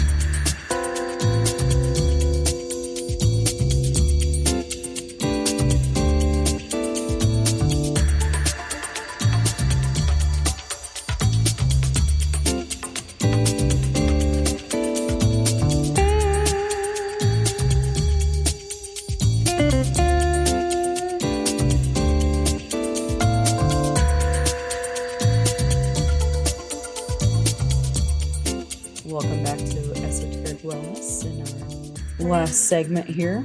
I don't think we touched on pyramids in that last bit, did we? We did not. Hey! There's still time. Oh, yep, we got There's one more. I don't know how it's going to fit into this last idea, but We will find a way. I'm sure we'll make it work. So the last kind of big paradigm I wanted to get into is this idea of separation. That I am a separate thing. I'm separate from you. I'm separate from everyone else. I'm separate from the rest of the world, the rest of the universe. Nah. And that's just not what we're finding in the most recent research being done in science. We were talking about this earlier today, even, that our body is 99.9999% empty space. Oh, God. When you look at, we're made up of atoms. The structure of an atom is, a nucleus surrounded by electrons. Most of that is empty space. Gives a whole And new meaning to airhead, huh? these atoms combine in ways they don't combine. They don't physically touch. They're held together with, basically electrical forces. And what we perceive as being very solid and hard I don't like that. is mostly empty space. Sound like that. So where do I end and this table begin? See, your science messes with me and I don't like that. That's the point. Nope. See, you're messing with my shit. You're messing with this whole I'm empty space. Where do I end? You begin. Time is relative. See, your things. We're gonna have to do a whole episode on physics. No. Nope. So yeah, this idea of separation, and you know, there's ample science to demonstrate that we have effects on the reality outside of our body. Just sticking within, classical understandings, I'm radiating heat out into the room. You're absorbing some of that heat. You're radiating heat as well. I mean, we're having an effect on one another just by being in the same space. Saying I'm hot. Oh yeah, that too. Oh. um, and then we're exchanging pheromones. We're exchanging EMF radiation. The heart generates an EMF field around us, like 3 feet around us, 6 feet around us, something like that it can be measured. Really? Yes. Didn't know that. So our effect on reality extends beyond the limits of our body. And improperly in ways But I'm empty space. we don't understand. But yeah, you're mostly empty space. With a force field. With a force field, sure. Mm-hmm. I like that. And I mean, you're having a gravitational effect. So I'm hot and I'm attractive. You're attractive, Oh. yes. Very minimal in comparison to the planet we're on, but oh, that was kind of backhanded. I'm having fun with this. and I mean, you're having a gravitational effect on the rest of the universe as well. No, that sounded like a fat joke. I'm sorry. I'm just. Come on now. Oh, come on. So you're also radiating light Oh. that we can't see. Oh. But there is life emits a wavelength of light. That's my aura. Your DNA emits light. My aura. Some might call it that. I am. Okay. So there's all this stuff happening outside of our perception, beyond our body. Mm-hmm. Okay. I'm just a whole sort of fun, aren't I? So the idea that we're separate is false. I totally believe that. And some more interesting things about this idea. There was an interesting study. They were trying to see where our memories were stored physically in the brain. Okay. Like, where does it go? Where is it stored? Where is it Which backed little up? compartment in there? Yeah. Okay. They couldn't find it. Really? Really. So it was described as if memory gets stored somewhere else, and our brain acts like an antenna and can access that information where it's being stored. So it's like in the cloud. You could say that. Okay. I should probably We've been upgraded to the cloud at some point. I need to pay for the extended storage because I'm starting to forget shit. So we're going to dive into physics a little bit because it's necessary. You told me that would be a different episode. Well, physics is a broad subject. So sign up for this. All this empty space we're made of? Uh-huh. Well, it turns out empty space is not empty. You lied to me. I did. There's this phenomenon called, of course, I would forget the name of it. 0 point field energy. Sure. You can call it whatever and I'd believe you. So it's a quantum level. So okay. In a space that's really small. Little. There's not random. I shouldn't use that word. There's fluctuations of energy. Mm-hmm. Okay. And there's like particles popping in and out of existence. Yep. Because they're here and there and not here and there and everywhere at once, right? Yes. So See, I listen to you. and at what's called the Planck scale. Plunk. So Planck is a physicist's name. It's also a That is wine. named after, not that, spelled different. So this is a measure of space that's extremely tiny. That's a I Planck. forget the actual number. Planck. Yeah. Plunk. Planck. Plonk. Like an O. Plonk. Like an A. Plonk. I Sure. sound like I'm from Boston. But it's a plonk. The name doesn't matter. And that's a tiny measure of At that space. scale, that energy in empty space Uh-huh. is essentially infinite. A plonk. Yes. It's an itty bitty space, but it's infinite. The energy in that Oh, amount of space is essentially infinite. tiny bitty space, a lot of energy It's like a 10 with to the something power. to the 300, 600, something like that. It's a huge number. In a tiny space. Essentially infinite amount of energy in that space. That sounds. And as you increase the size of the space, the density of the energy goes down. Sounds very heavy. What do you mean? I don't know. That much energy in that tiny little thing sounds like it'd be heavy. Anyway, we're getting lost in the details. I know.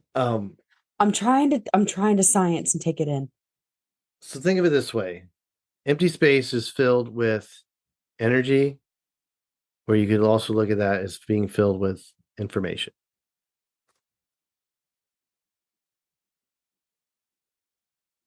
I'm holding a jelly bean right now to represent this thing, to understand this. Okay. I'm not sure how the jelly bean helps. This is my plonk, and it's filled with energy. Information. Information. It's a USB.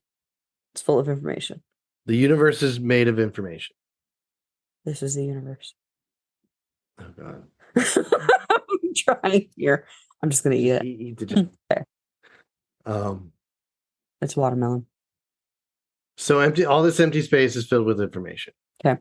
That's all you really need to know. And we're going to get into the holographic idea of the universe. And that's usually by most people taken the wrong way. I'm doing that face again. So when I say holographic universe, what comes to mind? The universe is a hologram. No. See, I don't like these things. Yeah, this is the misconception that everybody thinks of. You say hologram, and what am I supposed to think? Right. This image that isn't real, right? Okay, because what's a hologram? But what's meant by that is, so a hologram is made through a holographic plate that contains an image. You shine light through it in a certain way, and it creates a three-dimensional image. Okay. But in a holographic plate, a true holographic plate, if you were to break it in half and shine light through both, just that half, you would get the full image still. Break it in half again, you still get the full image out of every piece. So the entirety of the information is in every little speck of the holographic plate. Okay. Does that make sense? So every time you split that thing, you're making copies. So every point in that plate contains all the information in the whole. Okay. That's what's meant by holographic universe. They should really. I know, they need to come up with a better name. Yeah. So each of these Planck points in space, your jelly bean, contains the entirety of the information in the entire universe. Okay. I ate the universe. Yes. Okay. We're all dead now. And so this could explain where our memories are stored. They're stored in the empty space. I ate everybody's memories.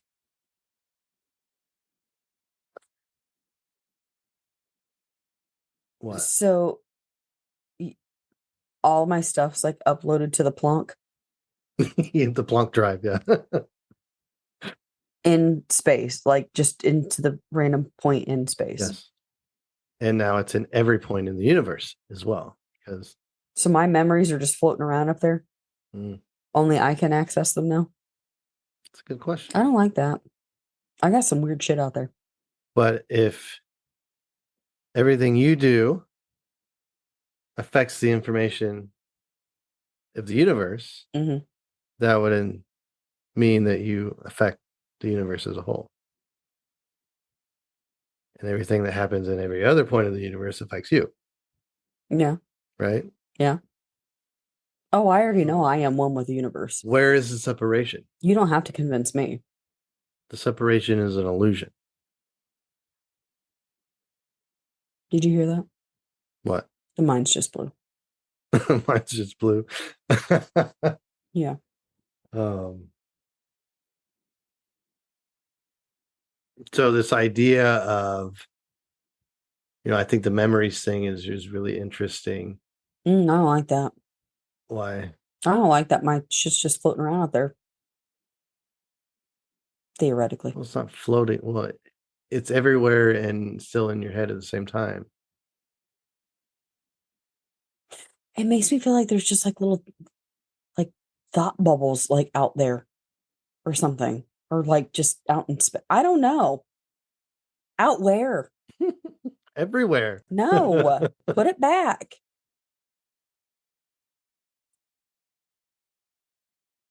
Put it back where? In my head where it belongs and leave it.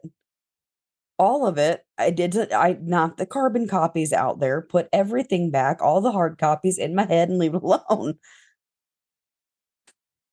I don't like that.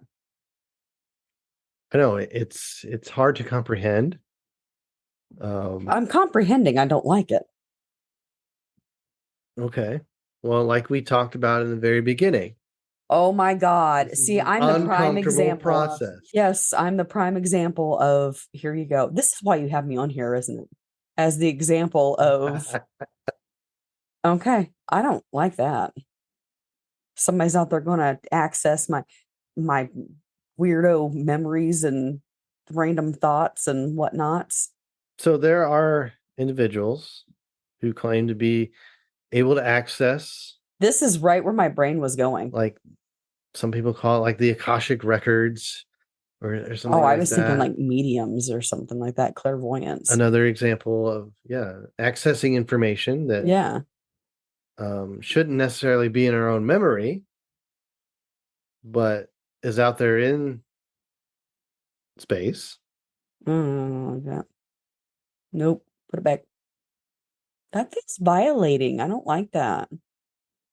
I do not give, I'm putting it out there right now. I do not give anyone consent to be touching my things.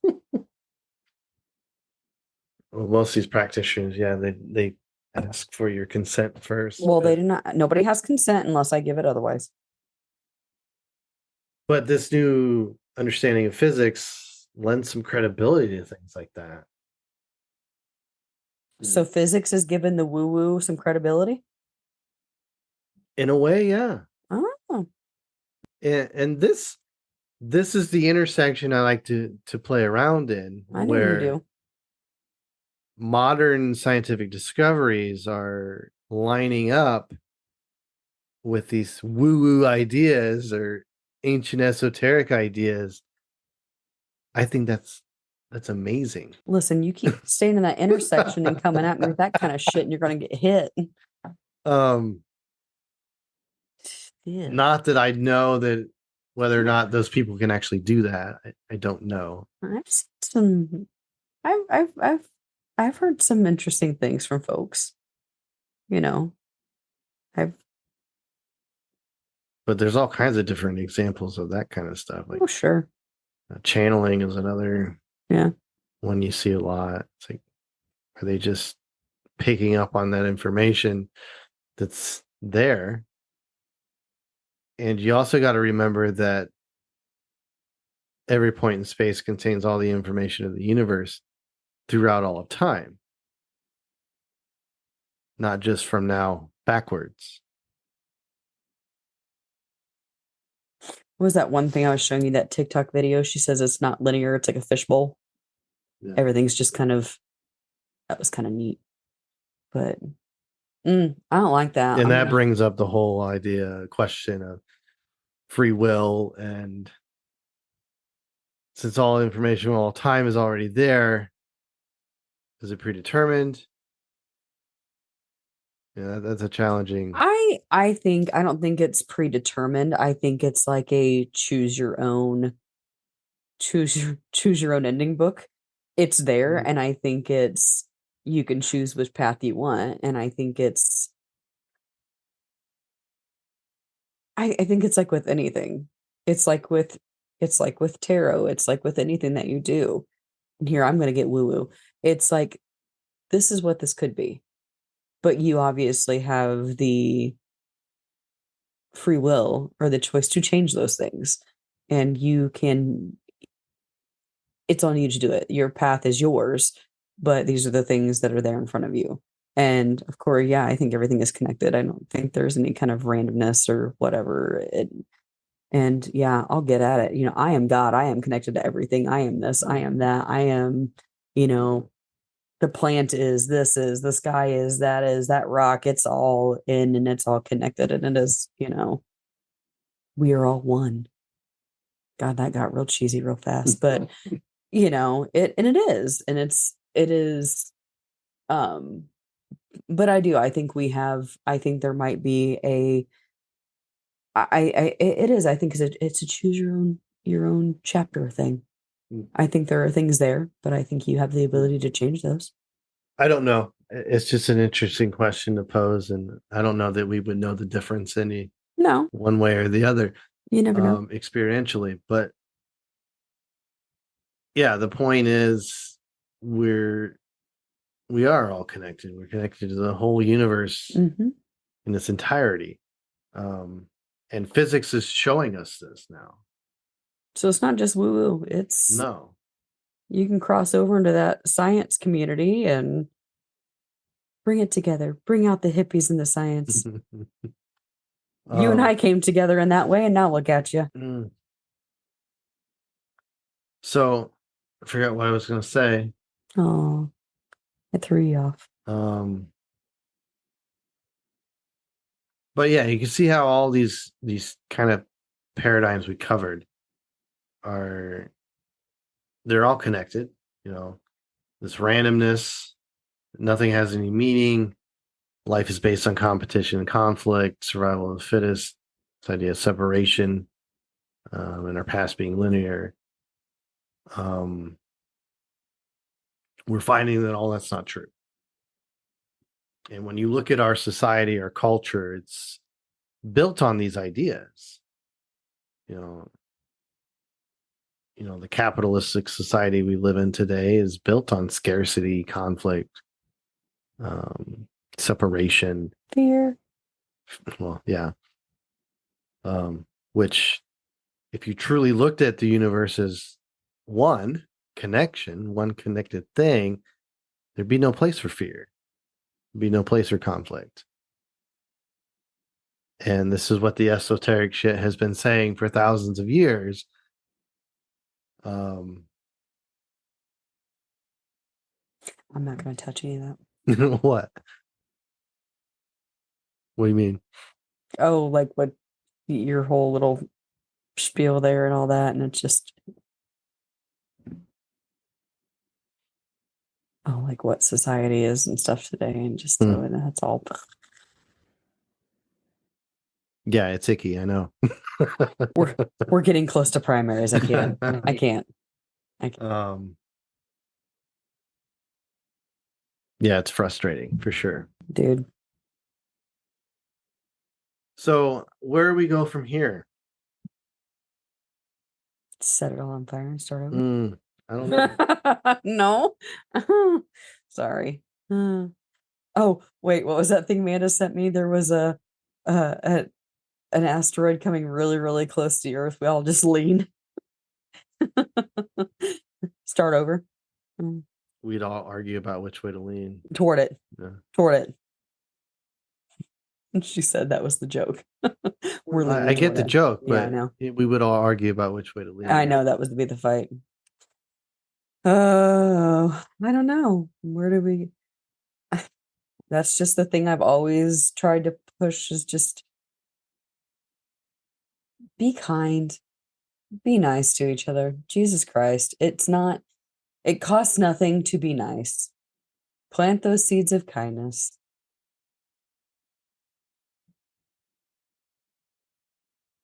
And maybe that will start to get people to realize we're not different and we are one.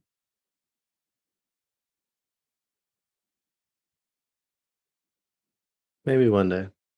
Eh, Hopefully. will we see it? I don't know. Don't know. So, looking out ahead in the trajectory of the show, I don't know where we'll go. Probably in What? some weird ass rabbit holes. I think this discussion opens up the door to a lot of possibilities. Pyramids, Um, aliens. I don't want, no, it has to have a wellness focus. We start there and then As it much kind as of, I would love to talk about pyramids all day, maybe we'll start another show to do oh my God. that.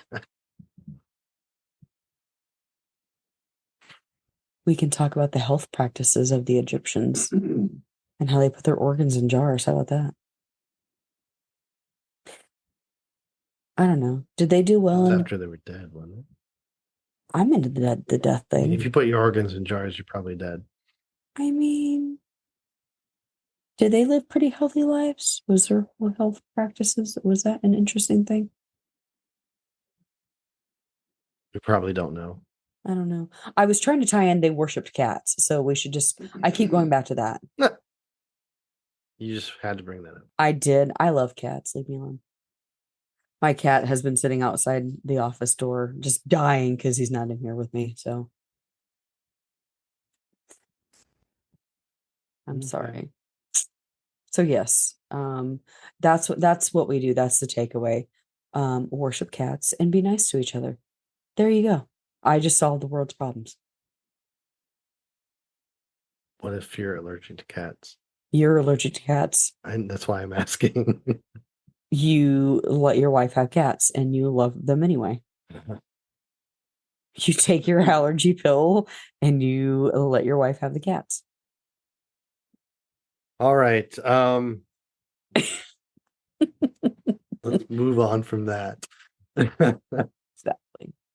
So I'm working on probably a series of episodes about chronic pain. Oh boy. So that will likely really challenge your beliefs about pain, I'm gonna be the target of these. how and why pain happens. And I know this challenges a lot of Megan's beliefs. Yep. Oh my God. We have had literal fights about this. Like we still have issues about this. So these will be interesting. I will try not to So storm out of these sessions with you. I'll get to nerd out on neuroscience for a while. Oh boy. And I'm gonna sit here and try not to let you guys hear my eyes roll. It's hard. It's good information and it's good what it is, but like you said, you are challenging everything you have been taught. And it's exactly what I said in the beginning. When you've been taught something your entire life, that is foundational. When you're going to your doctors, when you have, this is what you're told, this is what it is. And then you come along and it's like, hey, Oh, that's wrong. it's wrong. And then I'm sitting here looking at my husband who is telling me that these things are wrong when my doctors or whoever, someone that has been, gone to school for this shit or how, whatever has been saying something different. I'm like, who the fuck are you? Like, it's hard, again, like I said, to swallow that pill, no pun intended, because it's medical. It has been a big, hard topic. And I guess we'll get a little personal and a little raw in that. And um I guess I have no problem doing that because if it helps somebody, then so be it. But yes, I still struggle with that, with those topics.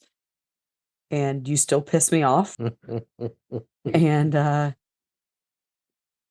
But it is very hard to break that down and look at it differently because when it's what you know and it's people you trust and it's people that you know you're supposed to go to and this is how things are.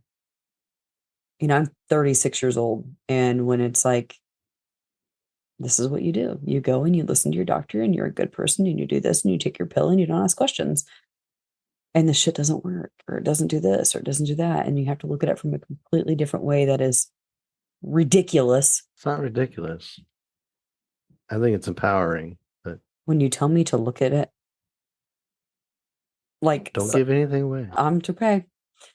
Some of the things you tell me to do, and I'm just like, you're kidding, right? So yeah, that'll be fun. Yeah. you get to hear things. So And I plan on getting some guests on the show for that. you get to hear me yell at my husband. Hopefully have some new voices on the show. Not just That'll me be and Kyle. exciting. So yeah, hope you enjoyed the show today. It was a little bit all over the place, but that's fun to do sometimes.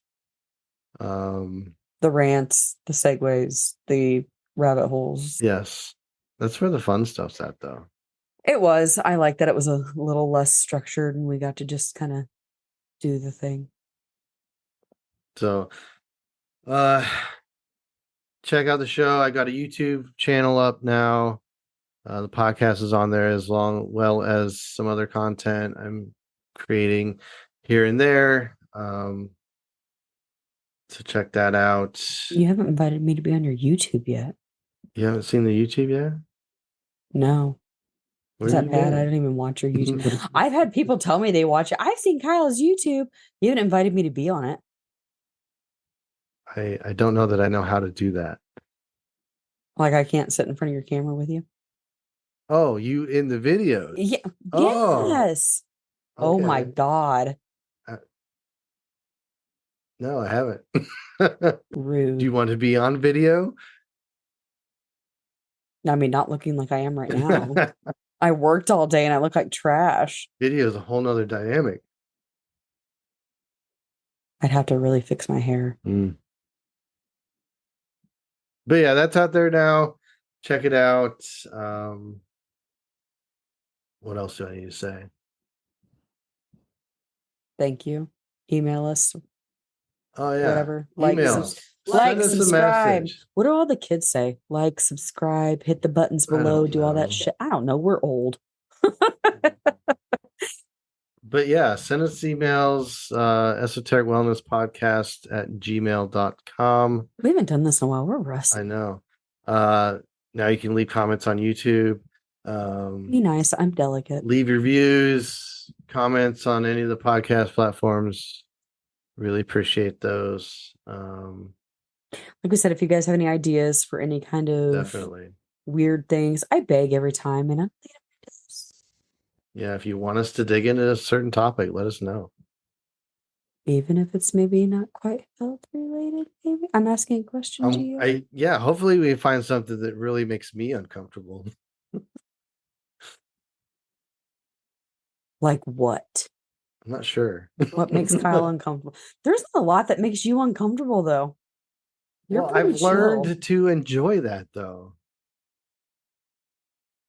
Like when I find that thing that really challenges my perspective, I'm like, ooh, tell me more. Yeah, I haven't in the almost 20, good God, in the almost 20 years you and I have been together, there's not a lot that really like rattles you. You're weird. Weird. You're weird. But I like that. Now me, clearly physics. And the thought of my memories floating around in the Planck cloud.